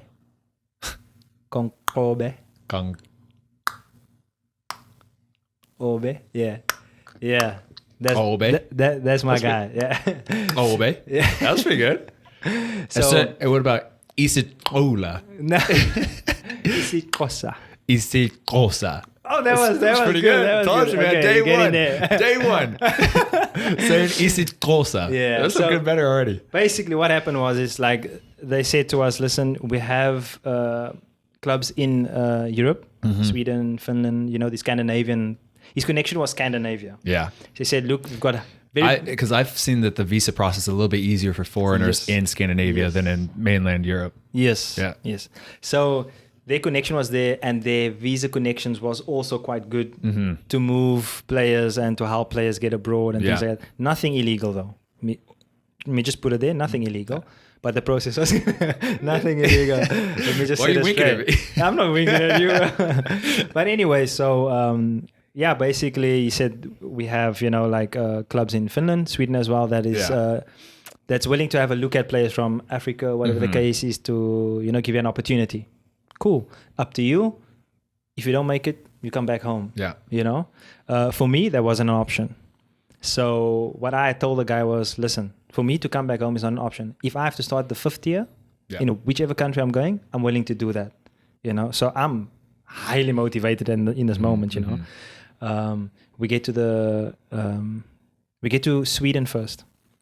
So we fly to Sweden and we spend 2 days there just acclimatizing, and then we take a ferry to Finland.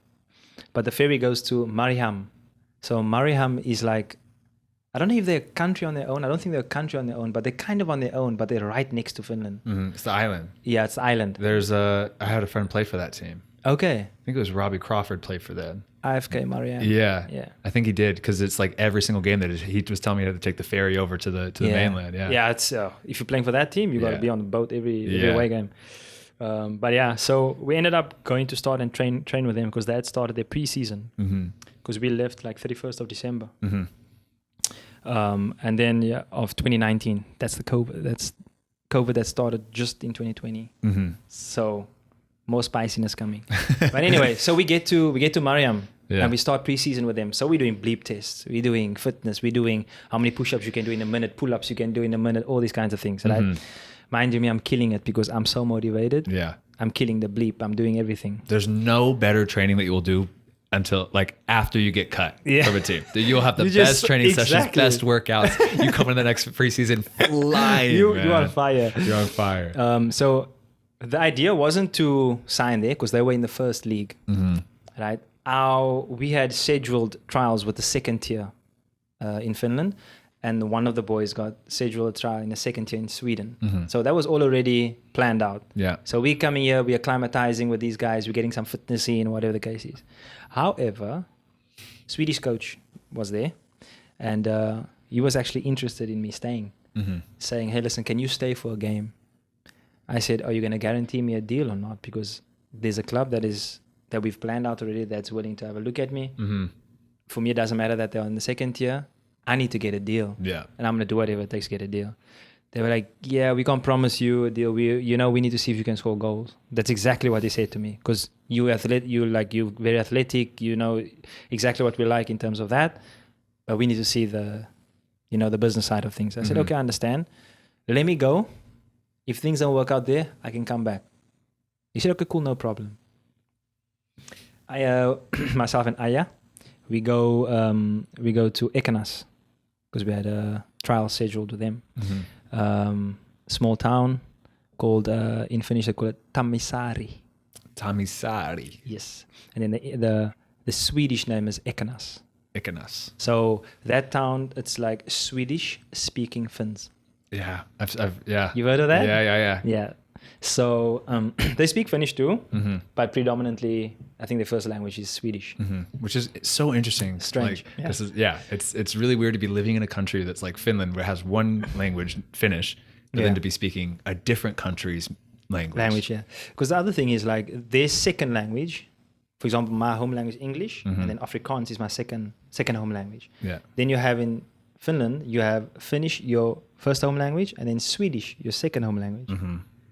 In Tamisaari, Ekanas, they have it switched around where people are speaking more Swedish than Finnish. Okay. So we end up in that town, that club, amazing town, amazing club. That's the club that gave both me and Aya a contract after our first like friendly game. He gets assist, I get the 2 goals. We fly. We end up signing there. And this is second tier Finland. Second tier in Finland, yeah. What's that league called again? The Jokinen. Jokinen, yeah, that's right. But they've switched it up now. Really? So they've changed things now. I think last year they changed. I was going to say it had to be pretty recent, because when I was looking to go to Finland, it was still Veikkausliiga and Jokinen. Yeah, but now it's different. It's Ykkösliiga. Ykkösliiga is like one, like Division 1. That's what it means. Okay. So now Ykkösliiga is the second tier, and then Jokinen is a third tier. Okay. But when I was playing there, it was the second tier instead of the third tier. So they switched it last year. But anyway, breakthrough season for me. Mind you, like you said, coming back off all of that I went on in South Africa. First time given an opportunity, Spanish coach, showing great belief in myself. I ended up being the top goal scorer of the league, best striker of the league, player of the season. So I took all the awards basically. Which is so funny to think about, that a year ago, the CEO of a club saying, look, even down to the 3rd division, nobody wants you. You should consider retiring and go to becoming a certified personal trainer. 1 year later, player of the season, top goal scorer. It's just so crazy. The football, like what I've learned through talking to a whole bunch of people, and even from my career as well, if whatever job I'm in post retirement, I'm never going to tell a player that, like, just because I don't see him becoming a professional footballer or whatever, that you don't have it. It's like what other coaches say of like, look, I don't think you're in my plans. I think that you have the talent to do it or whatever, or if they don't, if I believe they don't, someone else might see something in them, and then they're flying. Bro, I had one guy, he just got his first training with Canada national team. He's been playing over in I think it's like RUS something Brussels, like playing in Belgian first division.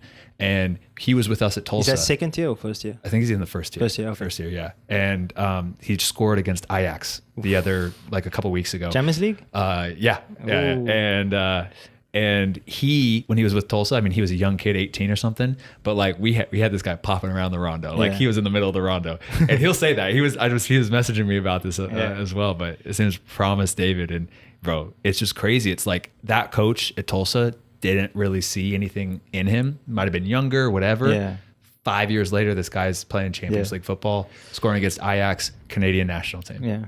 It's insane. I mean, I've heard some stories. That's like one close to you. I've heard some stories of like top players like Suarez or who's short strikers, Aguero. You have Sadio Mane.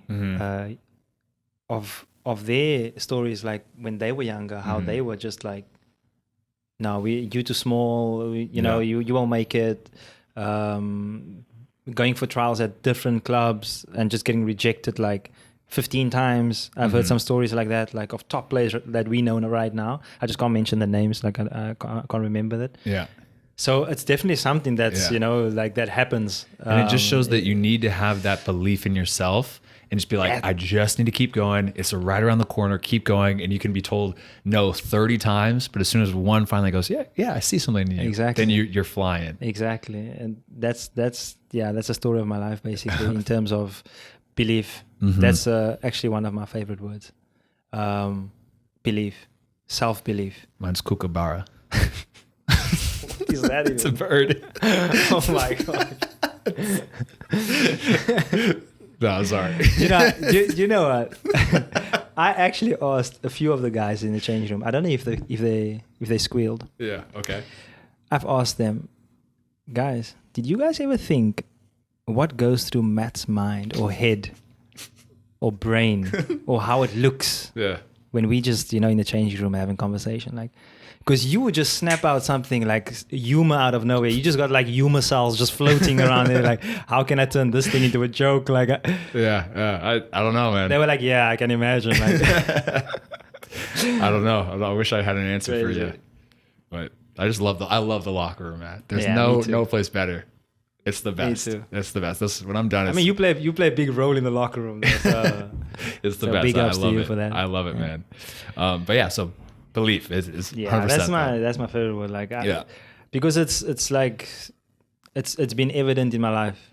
Like, the proof is there that when you have that self belief as a player, man, you don't need to be you don't need to be talented. You don't need to be the best player like in the world or whatever the case. But just having that self belief, like, there's gonna be that one coach like we spoke about earlier on that's gonna believe in you, that's gonna give you the opportunity. Or maybe don't believe in you as much, but just willing to give you that chance. Like, to say like, okay, I feel nice enough today or kind enough to give this guy a chance, and then boom, you just fly. You have a great game. You have great season. It probably even stemmed from like first game, when you're on trial, 2 goals. Immediately set the tone. Yeah, exactly. I'm here for business. Yeah. And I mean, my goal was to get obviously to the Veikkausliiga. That was my main aim. And like I told you, like, going back home was not an option. And like I said earlier on, if I have to start 5th year, 3rd year, it doesn't matter for me. Like, I put my pride in my pocket and I say, hey, listen, I'm going to work my way up. And that's, basically what happened. Like I said, I had a breakthrough season in the Ukkonen. And then 2 months before the season ended, I get, a contract from Veikkausliiga team. And what team was that? That was Honka FC. Honka FC, Yeah. So they offered me a contract for the next year because I didn't want to get on a plane back home after the season and not have a contract. Because once you're back, it's hard to.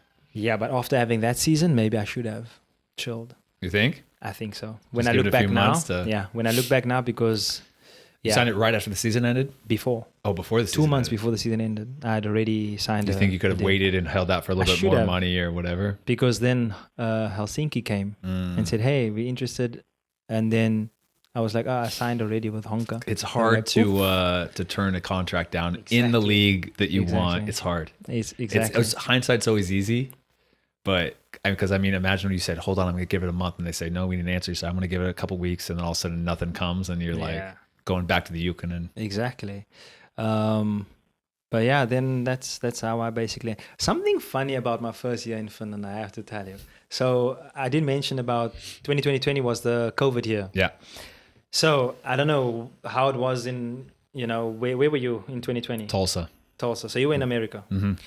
I don't know what the situation was here, but back there, everything stopped, right? And then you had to be training on your own, whatever the case is. But before all of that happened, we got called in, right? And said, like the CEO of the club said, hey, listen, so this is the situation, what is happening. Like, we don't know when the league's going to start. We don't know what's going to happen. We're just going to go by, day by day. We let you guys know about the updates, but there's an offer on the table in terms of you can either like terminate your deal and you go back home because there might be a league, there might not be a league. We don't know what's going to happen. So 4 or 5 months, you might be sitting here doing nothing. Yeah. If you want to, you can train on your own or whatever the case is. Or you can stay and take half your salary. Okay. So that was the options for us. Again, going back home was not an option for me. Yeah. So both me and my friend Aya, we said, nope, we're staying, like whatever happens, but we're staying. So we stayed. I would have never have thought, I always tell myself one day I'm going to write a book about my journey, and now I'm doing a podcast about it. Yeah. But it's even better because you don't have to write. Exactly. But does it work like that? Do you write actually? I think you would just talk into a microphone. And if I was going to do it, talk to a microphone, somebody else writes exactly. it. Yeah. So I Chat GPT. I always joke about writing like my own like book, like my story about my journey in football and life in general. And I always say like I have to put this story in my book. I would have never have thought my first year in Europe, because the picture I got painted about Europe was like, man, this is like the best place to be. Not that it's not, but like it's where everybody wants to go, of course, where it comes to soccer and all of that kind of things. I would have never have thought that my first year in Finland, I had to get a side job building barbecues. Building braais? Braais. So I had responsibilities back home, where I had to make payments for my vehicle and all that kind of things and insurance and things like that.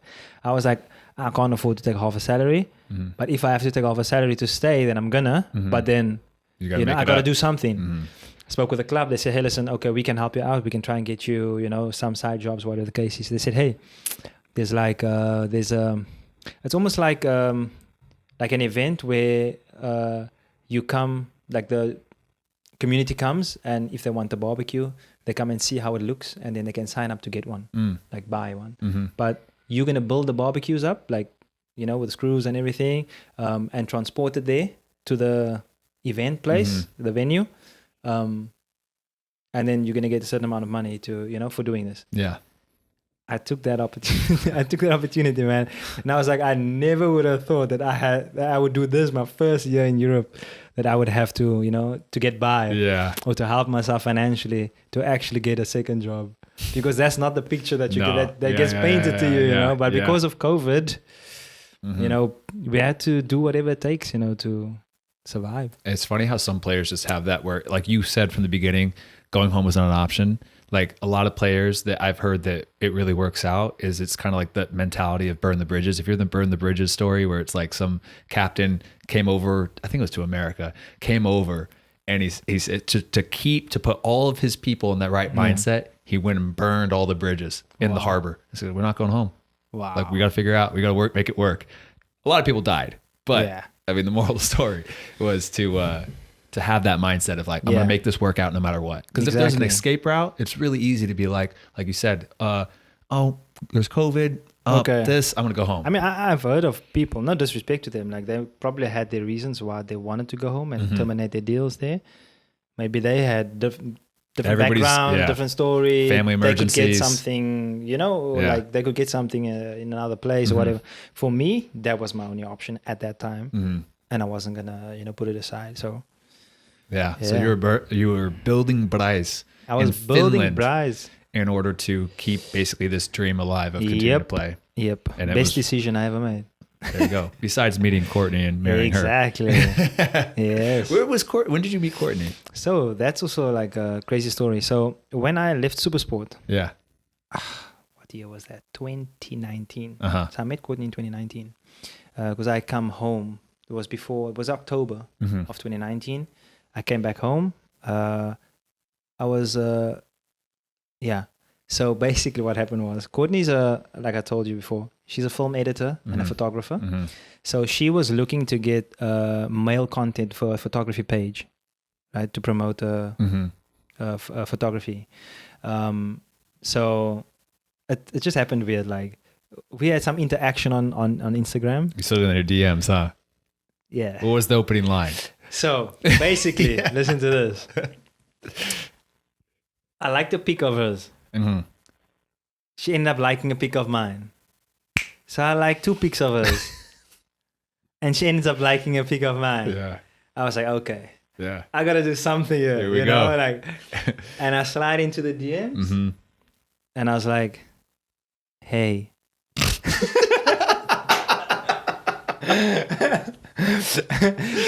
Listen. Yeah, keep going. I was like, hey, so we're just going to continuing to like each other's pics and not say anything to each other, I thought I'd be, a gentleman and say hi. And that's how it went from there, So basically, it didn't, nothing went from like, we stopped talking at some point. Yeah, like just a little flirting. Yeah, it was just a little flirt and then done.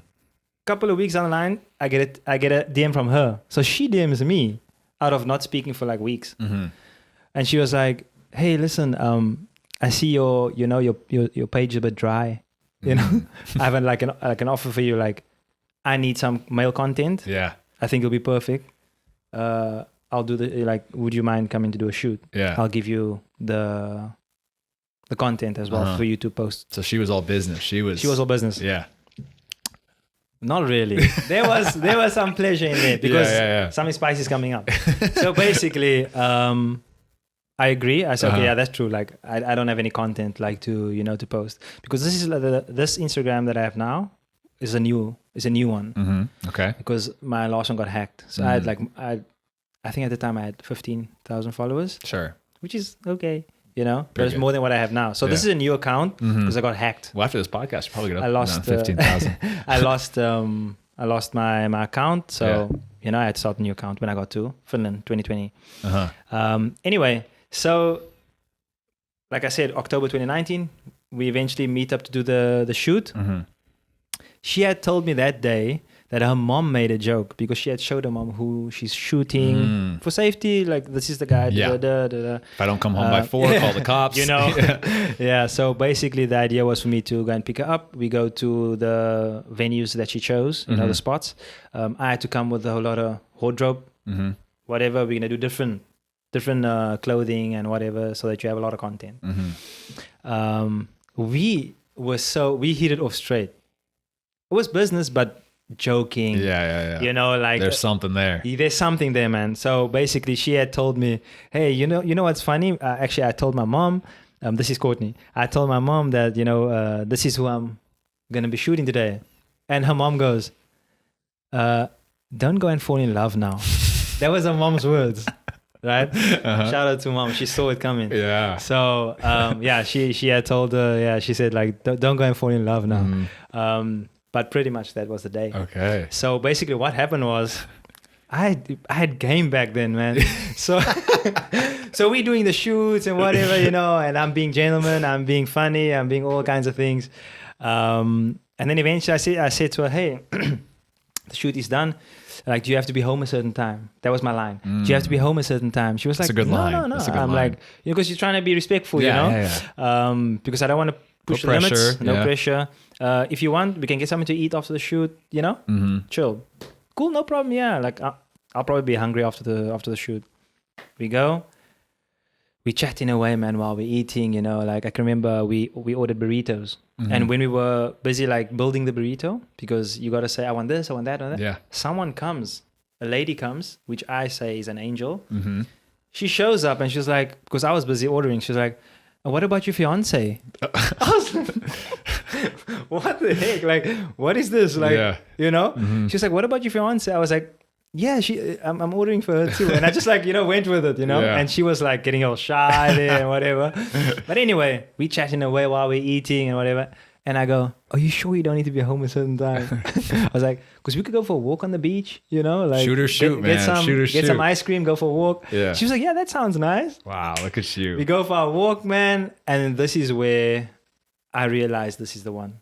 First day of meeting her. Yeah, that's impressive. We sat down on, in the sand, feet in the sand. We chatting. This is where we chat about deep things, about our lives, how our perspective of life changed. Similar times. It was just a line, where we decided to change our way of living, whatever the case is.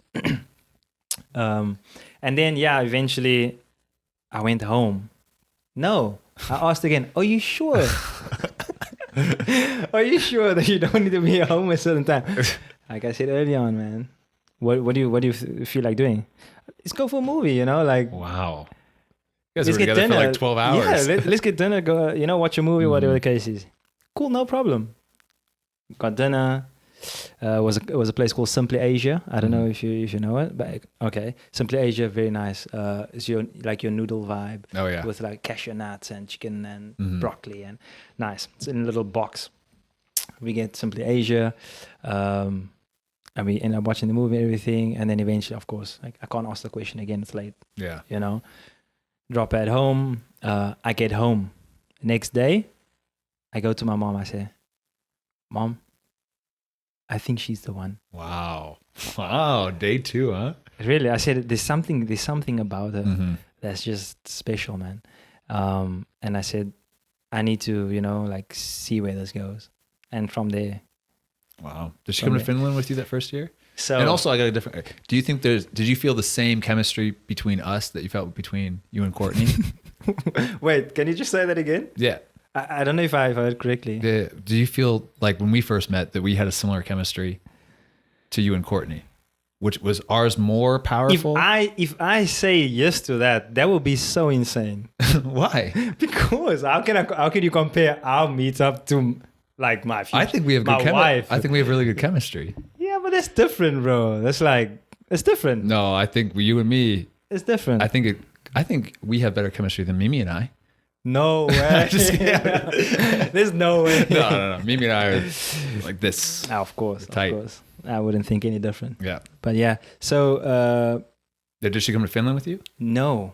So I'm getting into that. Okay. So we spent a lot of time together from that day. I think because I left in December of that same year. So we met up in October. Oh yeah. So we saw each other for 2.5 months. Mm-hmm. You know, we haven't made anything official. I leave to Finland. I get a call one night from her. She's like, Darren, I need to know. Like, what is this? Like, this is tough. Mm-hmm. Like, are we gonna stick it out? Like, is this it? I gave her that security. I said, you're the one. Wow. I said, if you want me to do it official like this and say you're my girlfriend, then that's it. You know, if you want to be my girlfriend, if you believe that we have something in, you know, good in the future, then so be it. Yeah. She was all happy. She said, yes, that's what I need, because distance is tough. It's hard. Yeah. Maybe I've done that a few times. Yeah. You have friends speaking into your ear. Yeah. You don't know what he's doing. You don't know what she's doing that side, blah, blah, blah. So she, you know, I could understand she's needing that kind of security, you know, like, you know, it's understandable. So then, I made it official in terms of relationship wise. And then, we committed like to each other. And then that whole year I didn't see her because I was in Finland. Mm-hmm. At the end of the season, I came back home. We saw each other again for 1 or 2 months. And then I had to leave again. So because of my upbringing, when it comes to my faith, like, we don't believe in like living together before you're married, or that's how I was brought up. So for me, that is strange. Yeah. Right. But right now, I can understand. I see it happening more often. Like in Finland, it's like you done with school, out of the house. You know. So I can see it happening. Like, and it's kind of like I understand. The dynamics are different in different parts of the world, but just my upbringing. That's how I was raised.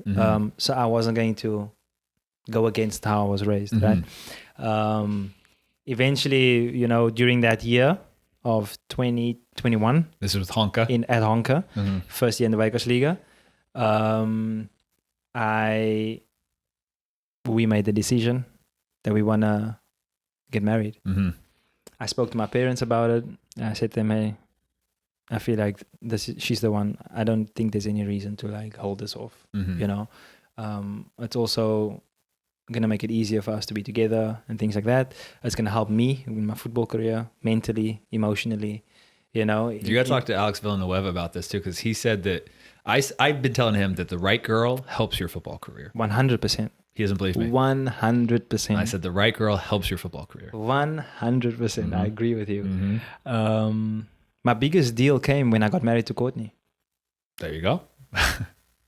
What more is there to, you know? What more is there to say? So basically, I spoke to my parents. I said, hey, I'm not there physically, but I would like to get, you know, a parent's blessing. My parents went on my behalf. I was on video call, so I was kind of present. I got their blessing. So I planned a surprise proposal. She knew because she was part of the meeting. So she knew we're going to get married, but she didn't know anything about the proposal and what's going to happen. We had planned that the wedding was going to be that same year, at the end of the year, get married, and then we can go wherever's next together. So basically, she was under the impression that I was on my way to Israel on a trial. But I was on my way home to surprise her. And what happened is that her sister took out for dinner. So she would be dressed up already to a nice place, whatever the case is. It's a birthday, so her nails are done. Oh, yeah. They need to have the nails done. You got to make sure the nails are done. I obviously chatted with her mom and her sister to help with setting up, you know, the whole will you marry me thing and vibe. Eventually I get home. It was so tough to be at home, to stay the night at home and like not speak to her. Oh yeah. Because she would know. Yeah. She would know for sure. Why you're not video calling me tonight? You know, like I was like, there's no reception, you know, here where I am in Israel. Like, this is so bad. I feel so bad for lying, but for a good cause, you know. Yeah. And the reason why I had to choose that country, because there was like high interest from there. So she knew about the interest. So that's how it made it like believable. So she then comes in. I think I have a video on Instagram. You can actually check it out on Instagram, my page. I've already seen it. You've seen it? I've seen your whole page. Of course, you had to go dig in there. Every single team we signed, go all the way back to the beginning on Instagram. So a lot of people ask me like, why were you guys crying? Why? It was the first day we saw each other for the whole year. Yeah. So not only is when it she like when she came in, yeah, I was like emotional because like we're missing each other. It's the first day we see each other, and then it's like also, I gotta go on the one knee and like ask her to marry me right now. Yeah. What'd you say? What were your words? Remember? I think I remember. Let me not get it wrong. You know a funny story about Steve Carroll? What? He went blank. Really? He didn't say anything. He just went. I think he was practicing too much. When you practice, you go blank. Yeah, he said that he went. And just. Yeah, I think I said something down the line of, are you gonna just let me do this, because we were crying and we were hugging first and whatever. I said, can I please just do this, because like, you know, I'm on my nerves.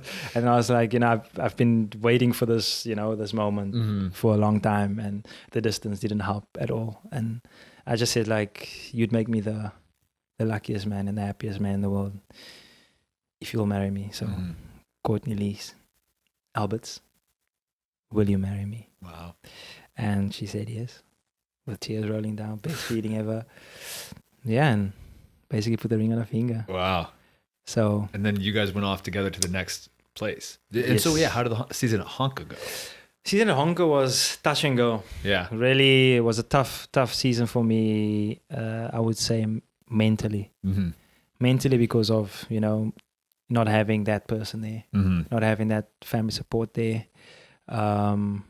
I just feel like I do blame myself a lot for the way my season went there. Reason being, I was very selfish in my thinking because of the season I had before. So I had a great season the season before, and I wanted that to happen again. Yeah. In the next level, which is not a bad thing for wanting that to happen. Like that's how motivated I was. Like, I can do this, you know. So I was very selfish in my thinking. If you asked me back then, my thought patterns was to be the best player in the team, to be the best player in the league, top scorer, blah, blah, blah. So I was very like focused on what I wanted to achieve, instead of understanding that, you know, when the team does well, generally and most of the time, individually as a player, like you're good, you look good, and you do good. So I've had to learn learn about, you know, the team comes first, the club comes first. No one's bigger than the club. So I called myself out to that, and I'll still do it today. It was just my thinking was selfish. Yes, I ended up top scorer of the club, close to being top scorer of the league. But one of the seasons that I wish I had a better mindset. Yeah, and probably would have done much better. Because with that season, I was still able to get, like I said, the biggest deal of my career at the time. So, yeah. Yeah, I feel like every player has gone through a season like that. Yeah, it's like almost where you want it too much. Yeah, that you forget of the you know they are more important. And you start like overdoing it. Exactly. Especially if it's that was not, me. Yeah, that was me. I had that. I had a bad year my senior year of college. Same exact thing. I had my best year ever junior year, and then just wanting it so much and putting so much pressure, and then kind of losing yourself a little bit, and just being like you said, putting yourself a little bit first. Yeah, and then especially if the season doesn't go the way you want, you start doubling down even more. Yeah, it's tough. And mentally it affects you. Yeah, 100%. And so with that mental process and that I was going through, I was like, I kind of blamed that time. I kind of blamed my teammates in a sense of like, it felt like, they're not passing to me on purpose. I'd be free on goal. They wouldn't, like, I would think that way, you know? But I don't think, I'm sure, like, you want to win games, man. Everybody want to win a game. Like if you make this pass, we're winning this game. You're gonna do your best to make that pass. So like that's how I started taking it, you know, and I started processing it in a more negative way. So I would like kind of I use that. So my relationship with the players wasn't great. I never really felt like I was in the team type of thing, you know. It was like this player comes who was like, you know, the best in the league. You know, in the second year, he's coming here now and type of thing. And then it's like, okay, let's see what he can do here type of thing. But I never really opened myself up to getting to know the players and actually like building relationships and things like that.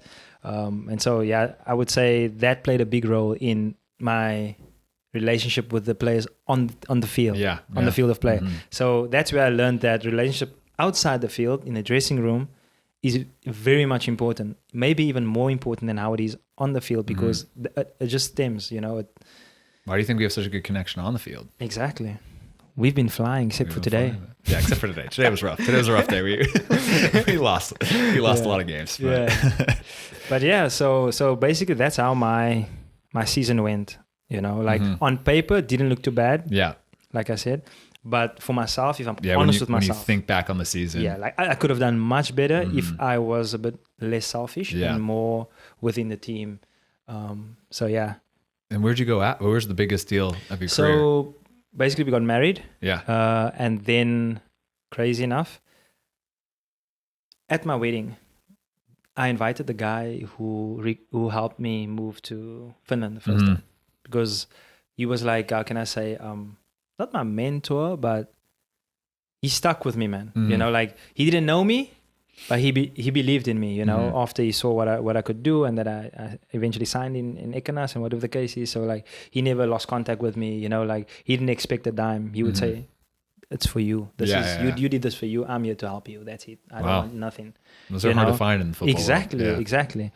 And so he comes to me during, you know, like little chill time at the wedding, and he says, hey, you have a flight on the 31st, because the wedding was 21st of December, 31st, to Ukraine. Okay. Premier League. There's a team that wants to sign you. They want you to come and do medical. They want to see if you're fit and whatever the case is. And you'll end up signing a deal. That was the year of when the most recent war started. So I got there by myself, and so strange how things happened there. Like in terms of, I got there, the coach had no clue who I was, absolutely no clue who I was. That's not a good sign. Exactly. And how I found this out was I was chilling in like the club was called Ruch Lviv. Very nice. How do you say? Facilities. Right? Yeah. Oh my gosh, probably one of the best I've seen. Really. You know, and they had like PS5s in the cafeteria for all the like the academy boys and whatever. So it was all in one big thing, you know, like many fields, like good quality turfs and things like that. And they had like a big cafeteria where they, you know, feed the guys. And there's like I would say dorms, you know, like good quality dorms for you. And even the first team players, some of them were staying there. When you play home games, you stay there, you know, as a team. And then away games, of course, you're together in a hotel or something. But that's what they had there. So, yeah. I sat in the cafeteria. The coach called me and he was like, what's your name again? I was like, he asked me to type my name in because hardly speaks English. Yeah. That's the other, like, you know, sad thing is that when the language is just not languaging, you know, it's tough. So then I typed my name in for him because I'm saying my name to him, but he just doesn't understand how to type it. Yeah. Type my name in and he goes into the transfer market. He was like, okay. And he goes and starts watching a game, just a random game, but like not watching it. Yeah. Probably like 2 minutes of it and whatever. He was like, okay, tomorrow you start training, you know, and we see how it goes. Rule 101. If you were to sign at the club and you have to do a medical, that's all that's what I learned. That's what you go there for. If they ask you to train, you do not train. Yeah. you go there for what you agreed to go there for, because there was another player, French player, who stuck to his guns, and he ended up signing there. And I was the one who ended up not signing there because they were like, yeah, you have exactly what we have. Like, we have the same kind of striker there. We're looking for something different. Yeah. Okay, why do you guys come, why do you guys send me like a deal, whatever the case is, and then I get you and you ask me to train, and I did like part of the medical and all of it. Was so strange. Yeah. Good thing is that they didn't sign me, because that's when they had to actually stop the league. The war happened. I think some players left, some stayed, but they had to play in Poland and not in Ukraine. So it was it would have been first year of marriage, bringing Courtney to Ukraine, and this war. I think it was blessing in disguise. Yeah. Because then I got the opportunity to go to Morocco. Yes. Morocco. So that was a fun time. Yeah. Morocco's on my bucket list of places to visit. Beautiful place, man. Mimi and I almost did that. When I was playing in Germany for a little Christmas break, the mid-season break, I was like, oh, let's go visit some countries and everything. And budget-wise, I was like, we can either go to Morocco over there. I feel like that'd be like Christmas in Morocco type thing. Or it would be to go and see like 6-7 different European countries. Yeah. And I was like, well, I really want to go to Morocco, but 6 or 7 European countries is hard to pass. It's hard to pass, yeah. So we ended up doing that instead. Yeah. But yeah, that's on my bucket list. I can understand. You said it was your favorite place you've lived? Yeah, for me it was really amazing. And how did the opportunity come up? So basically, there was on Instagram an analyst or scout messaged me and said, hey, we like your profile. We want to speak to you about maybe working together on something, like we believe we can get you something really good. They didn't know where at the time, but I was like, okay, cool. I don't have anything at the moment.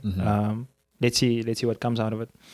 And then eventually they hit me up like a few days later and said that there's a club in Morocco that is interested in you. And that's how it happened. Yeah.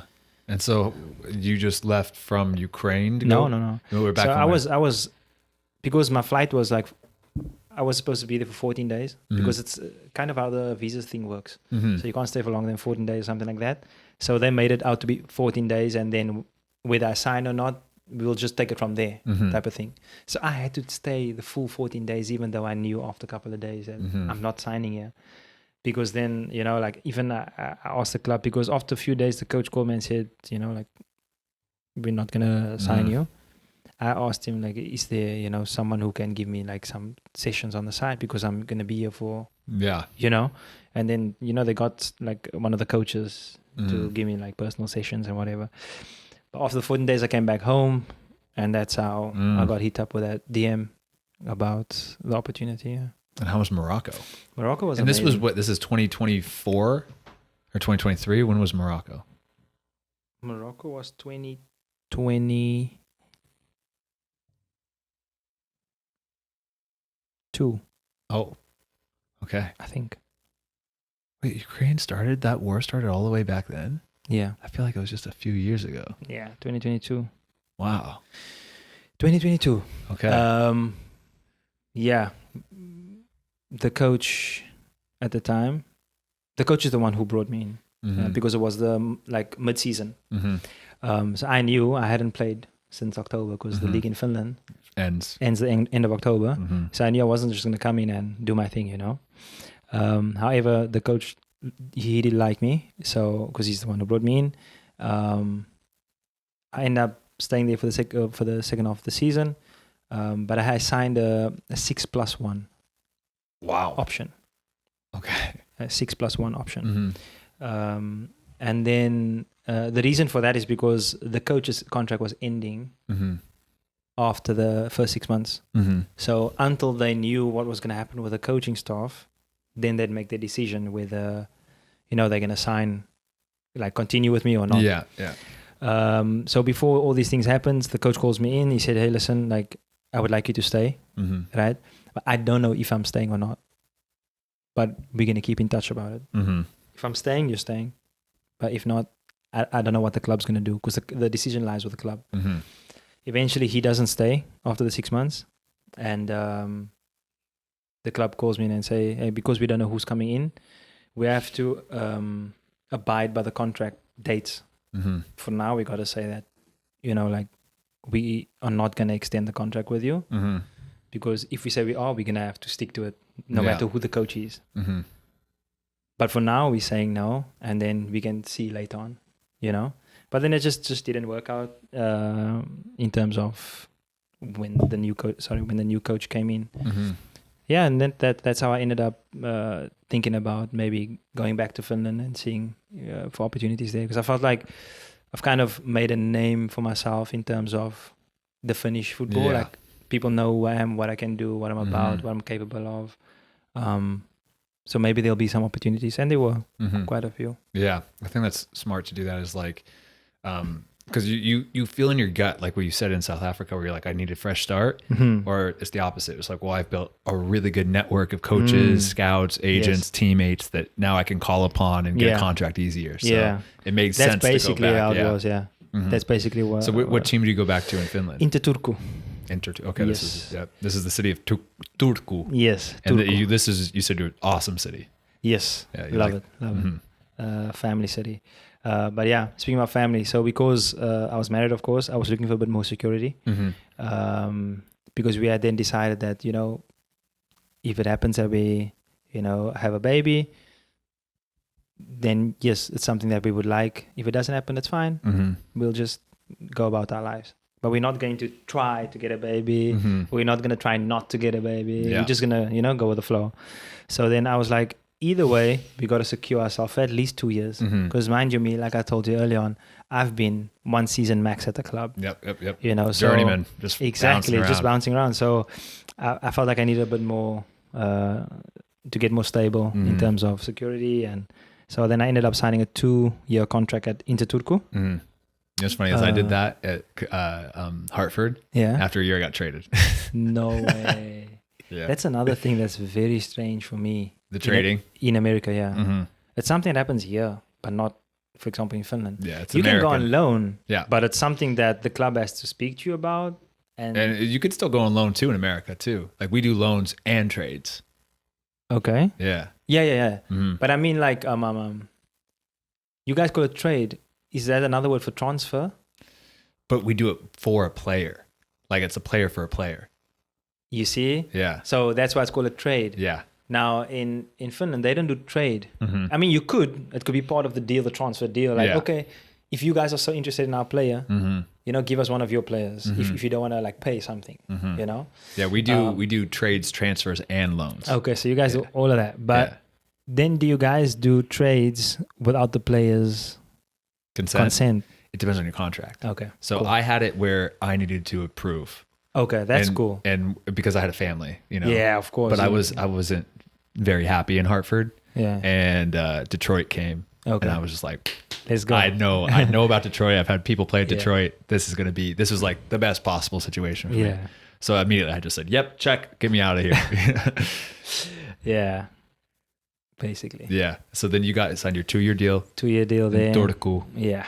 Inter Turku FC. And how was those 2 seasons? Those season was nice. The first season was nice as well.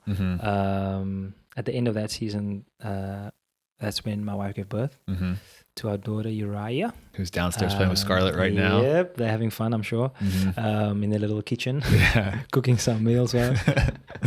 But that was I feel like those 2 years was wholesome in terms of family, in terms of the relationship I built with people in Turku. I got involved with the community quite a lot. I think this is a big thing to do. Is like to put down roots. Yeah. Even if even if it's a year or 2 years, like really try to explore the city, meet people, go out there, like even teammates going out and going to do stuff. It's really easy when you're like, I might just be here for 9 months to just kind of hole yourself up in an apartment and just like stay there. And I think it's not the best to live that way. I mean, it's easy to do that actually. It's easy. It's easy to just like stay in your bubble. Yeah. But I think myself and my wife spoke and we were like, hey, like if we want to build relationships with people and, like have a better life, enjoy life more, then we got to like connect with people, and at cost, in terms of, your time, your energy. It's gonna, how can I say, you got to put in effort. Yeah. You know, especially when it comes to Finnish people. They also like kind of shy kind of people. So you got to like reach out to them, show that you're interested, and, you know, like you got to put some effort in, because once then like they know you, once they get comfortable with you, amazing people, very friendly. And so we've built these kind of relationships there, to the point where, like I spoke earlier on about how like my faith is so important to me. And I got involved with the church community there as well. And I got invited to come and speak in churches. I got invited to come and speak to like the youth of certain churches in the community there. And so to the point where I got like articles in magazines, like Christian magazines and things like that. So yeah, like I was involved quite a bit with the community, and that's why I feel like it was very wholesome. Yeah. And I feel like I'm still in contact with the people from, you know, outside of football. Yeah. Outside of soccer, in contact with the people in Turku. So that's cool. That's really cool. And then after Turku, how did you end up getting here? How did that come about? Was it just pure agent? Like what? So kind of, yeah. But yeah, so basically, funny enough, I had an opportunity to come to America and trial at David Beckham's new team back then. Oh, yeah? That's when Jay went, right? He was there 2020, 2021? Isn't that when they started or something? Yeah. So that was the year, no, not 2021, 2020, I think 2022. That was the year when I went to Ukraine. So I had a few options on the table. I could go to Ukraine, do the medical, and then hopefully get a deal, because you just never know when you're there. Yeah. Or I could go on trial at this team. Inter Miami. Yes. Yeah. I don't know. It just wasn't like attractive to me at that time, and I was like, yeah, it's like you don't know. I didn't know much about soccer in America, to be honest with you. I didn't. It's also know much hard about, too to think of like, okay, you're thinking to go to Ukraine, go on a medical, and get a contract versus a trial, which you know, trialists come in every week. Exactly. Yeah. Like so many people want to play for David Beckham's team. I would have done the same thing. I would have gone, you know, to the more secure sounding deal. Exactly. And also there's an opportunity to play Champions League. There's an opportunity to play Europa League, Conference League. So I was like, at the time they were top 8 league, Ukraine, in the Europe. So I was like, playing in the top 8 league in Europe, that's good. Yeah. You know, that might give me a better opportunity to play the national team, you know, whatever the case is. So I decided then, you know, it wasn't attracting me that much, especially because I didn't know much about the league, to be honest. So basically that interest was there in the back of my head all the time, you know. And I was like, you know, maybe one day, you never know, you know. But then my season basically was about to end in Turku. Last year, October again, because that's when the season normally ends.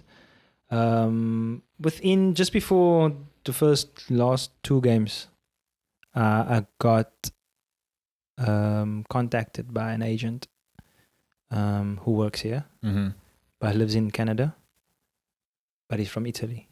Okay. So, and the agency is called Novera Sports. I don't know if you heard of them. I don't think so. I don't know if I'm saying it correct though, but yeah. Anyway, so basically contacted me saying, hey, listen, I think I could get you something good here in America, in the USL. Would you be interested in coming? I was like, at the time, my mindset was very open. I knew that I'm not going to continue in Finland. I had made that decision. Both me and my wife were like, we're going to try something different this year. You know, I knew that I could have probably gotten a deal in Finland, another team or whatever the case is.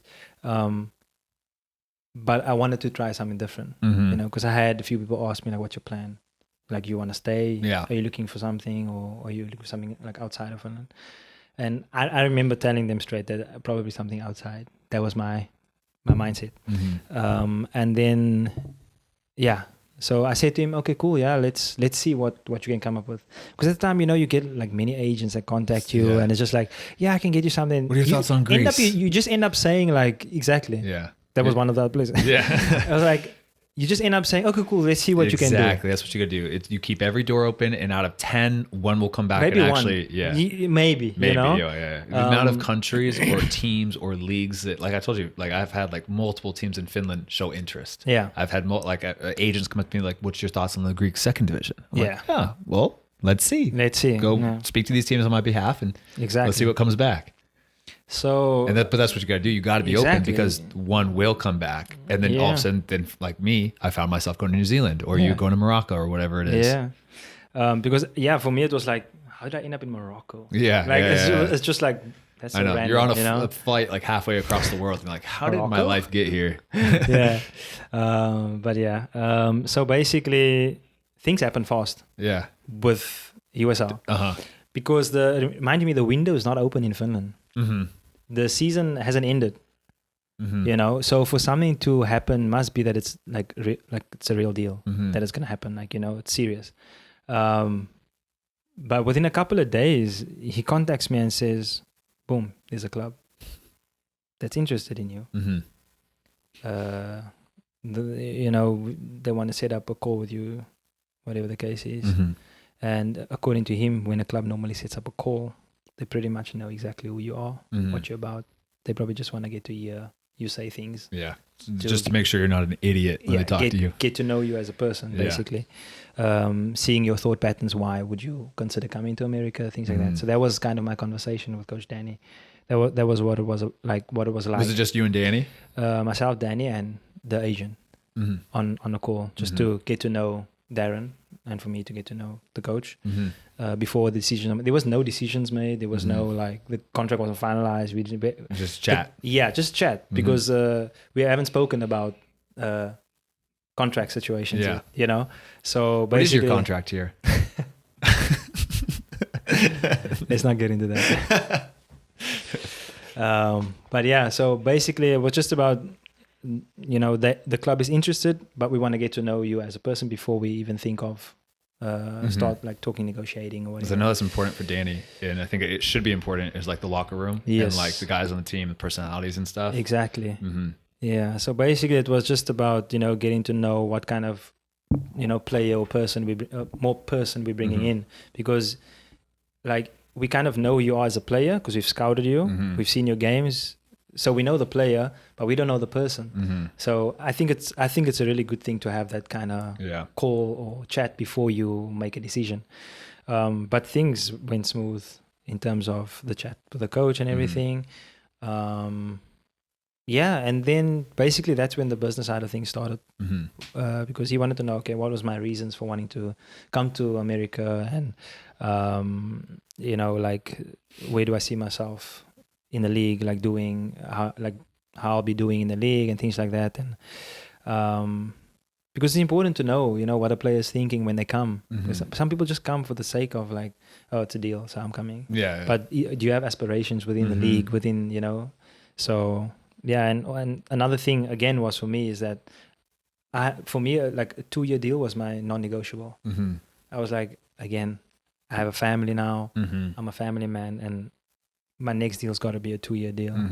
And so according to him, like that's what we like as in the club, to make sure that whoever we bring in is going to be on a minimum 2-year deal, because you want to give the player that belief, and you want you want the player to know that he doesn't have all that kind of pressure. Like, you know, when you go year by year, you play with this kind of pressure. They're like, I need to get, all of a sudden 5 games are going, you're on the bench, you're like thinking like, you know, like, what I'm saying? You've seen it count down and tick down, you know, you're gonna be a free agent. And I mean, as a coach and as a club, you want the player to be in the best state of mind when he's playing, when he's performing and things like that. So I feel like it's a good thing. For some people it works out, they love it, the 1-year deals here and there. Some people like it. I think for me as a family man, I choose the more secure option. I'll take a 2-year deal any day. Exactly. Yeah, that's cool. So how have you been enjoying coming to Detroit? A lot. A lot? Yeah. That's good. Yeah, I've been enjoying it, to be honest. And this is the worst part of the year. I mean, it's so cold. I mean, we're freezing outside there today. I mean, having a teammates like you at training helps a lot. There it is, man. We'll give you a shout out there to Matt. Appreciate it. Hey. Matt Sheldon. My goal is just to make sure all of you guys are working hard. That's what I want. Too many guys and smiling and laughing. Smiling and joking and then getting down to business and winning. That's all I want. Yeah. Good time, win and have a good time. I mean, I think I mentioned it in my interview with Kyle, Yeah. doing the interview with the club. And I said, like, it's honestly, it's one of the first teams that I have this kind of feeling, like the brotherhood within the team. I feel like nobody has that kind of I'm bigger than the team. Nobody has that selfish mindset. I mean, I might be wrong, but I don't think so. I don't feel that. Wait till you get to know Steve a little bit better.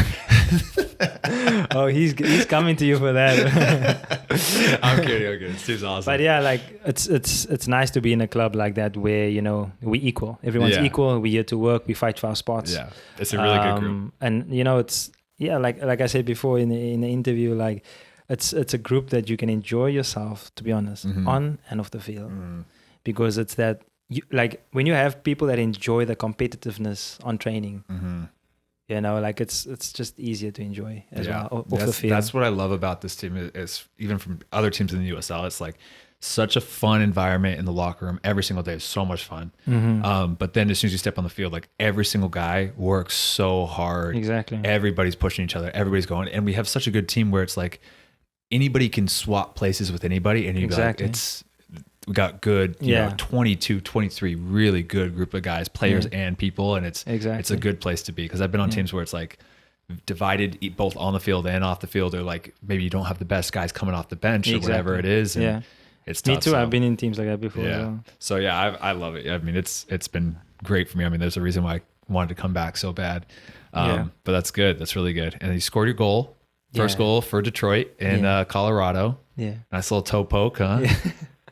Hey man, as long as the boy hits a net. As long as the ball hits a net. That's what people always make fun of me because I don't have the most pretty goals. I don't have many. I only got a few, but they, you know, they're tap ins or they're whatever, but it doesn't matter. Goal's a goal. Some of the best goals or best feelings I have when scoring is those tap ins. Yeah. Goal's a goal. Really? Yeah, 100%. Like the one. Like in Colorado. Yeah, it's just, you know, it's just doesn't matter how it goes in. And it goes in. And tomorrow you're playing in front of the Northern Guard for the first time. Shout out Northern Guard. Let's go. You're playing at home for the first time. It's gonna be really exciting. It's Birmingham. Yeah. You excited to see the first environment home game at Keyworth? 100%. I mean, I've seen some snippets, some videos on online, but I'm sure it's gonna be a different feeling when you're actually there. Best place in the USL. It's the best, man. I mean, you've played quite a bit in the USL, so you know. Yeah. So when you say it's the best, then I believe you. Yeah. It's the worst when you're on that sideline as throwing in the ball. When I was at Charleston or whoever or Hartford, and you're in there and they're screaming at you and they're right over you and they're yelling at you and whatever. Saying cuss word after cuss word. Yeah, because like the fans are close. They literally like can reach out and stop the ball when he's throwing the ball. Like if they wanted to, they don't, but they could. Yeah. And it's intense. And it's awesome though, and it's I'm looking forward to it. 100%. Tomorrow should be fun. Yeah. So hopefully we get three points tomorrow. Hopefully we get a good game. That's the goal. And go from there. I'm excited to see all the new guys out there experiencing it for the first time. Yeah. So now to wrap up the podcast, I got 3 questions for you. Okay. First, I already know the answer because you already hinted at it. What was the lowest point in your career/life? Lowest point in my career. Or life in general, like hardest, you know, because the game or your life, career, everything is like highs and lows, you know, peaks and valleys. What do you think was like the hardest moment for you? The hardest moment was what I mentioned. Your brother. Yes. You at 16. Yes. Mm-hmm. Yeah. And like during that time, like what helped you the most? To be honest, family and my faith. My faith in Christ helped me a lot. I feel like if I didn't have that, I probably would have ended up somewhere I shouldn't be. Because for me that's important. That's how I was raised, like I said early on. To have that faith in Christ, because that's just my story, man. Everybody has something that keeps them going, and respect to everyone for whatever that is. But for me, to be honest, that is my that's what keeps me going. That's my lifestyle. That's basically everything to me. As your celebration after the first goal, as the point up to giving glory to God, because I mean, for other people these kind of things are small. For me it's big. Scoring a goal, for me it's something that, you know, especially as a striker, it can either happen for you or it doesn't. And for me, like, I don't take it for granted. You know, like, I understand that the abilities I have is not my own, you know, and I believe that my purpose in this life, you know, goes beyond just playing soccer. And I believe that through my soccer, I can still, you know, praise God and give glory to God for, you know, for what He's done in my life. And so whenever I do score, yes, I mean, the natural thing for a human being to do is to take glory for themselves. Like, I did that, you know, but with me it's a little bit different because of my faith in Christ. I have a different understanding and perspective of my abilities and what I do. I believe that it's because of God that I can do all of these things. Like, He's given me the ability. He's my creator, you know. I love that. So that's good. Yeah. And on the flip side, what was the best moment of your career or life? The highest high. The highest high, the moment I decided to give my life to Christ. When was that? I mean, I was raised Christian, but there's a difference between getting raised a certain way and actually making a meaningful decision in life. You know, and that decision was made in Finland. My first year at Turku. Okay. I had lived a certain life that I thought was Christian-like, until I've, you know, gotten to the point where I actually, you know, found out in the Word of God that, you know, we can easily be deceived in what we think is the way that we should live.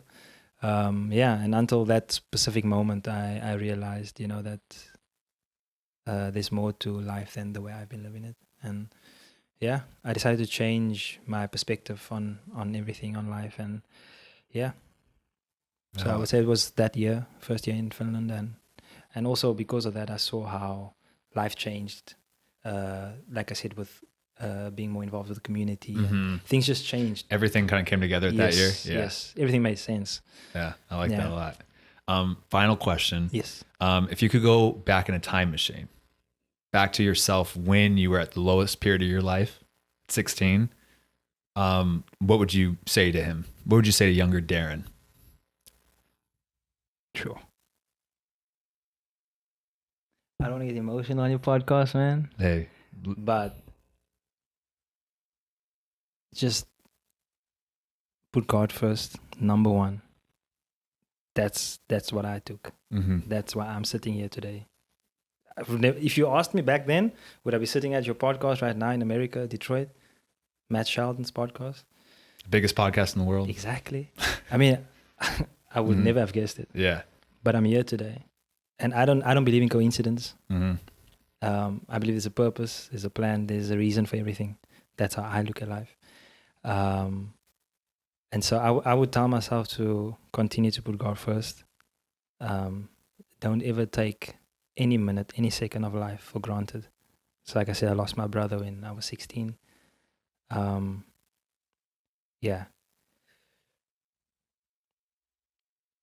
Believe in yourself. Believe in yourself, because, you know, it's one thing having someone else believe in you, but if you don't have that self-belief, then it's pointless having someone else. Because, I mean, for example, you could see a young kid, talented. He has everything that it takes. But if his mindset is not within himself having that self-belief, he's probably not going to make it. And so I feel like my faith in Christ, not taking anything for granted, putting in the work, and having that self-belief. Because down the road, as we spoke about, there were moments where others didn't believe in me, but I had to stick to what I knew. And that is that having that self-belief, you know, that God has a plan and a purpose for my life, my career, and I got to just continue to push. You know, I remember asking Coach Daz is it Phoenix? Yeah. When we had that little interviews. Tucson? Yeah. Yeah. And I asked him, like, what advice would he give to younger people because of his experience and, you know, all the places he's played in. And he said to keep moving. Mm-hmm.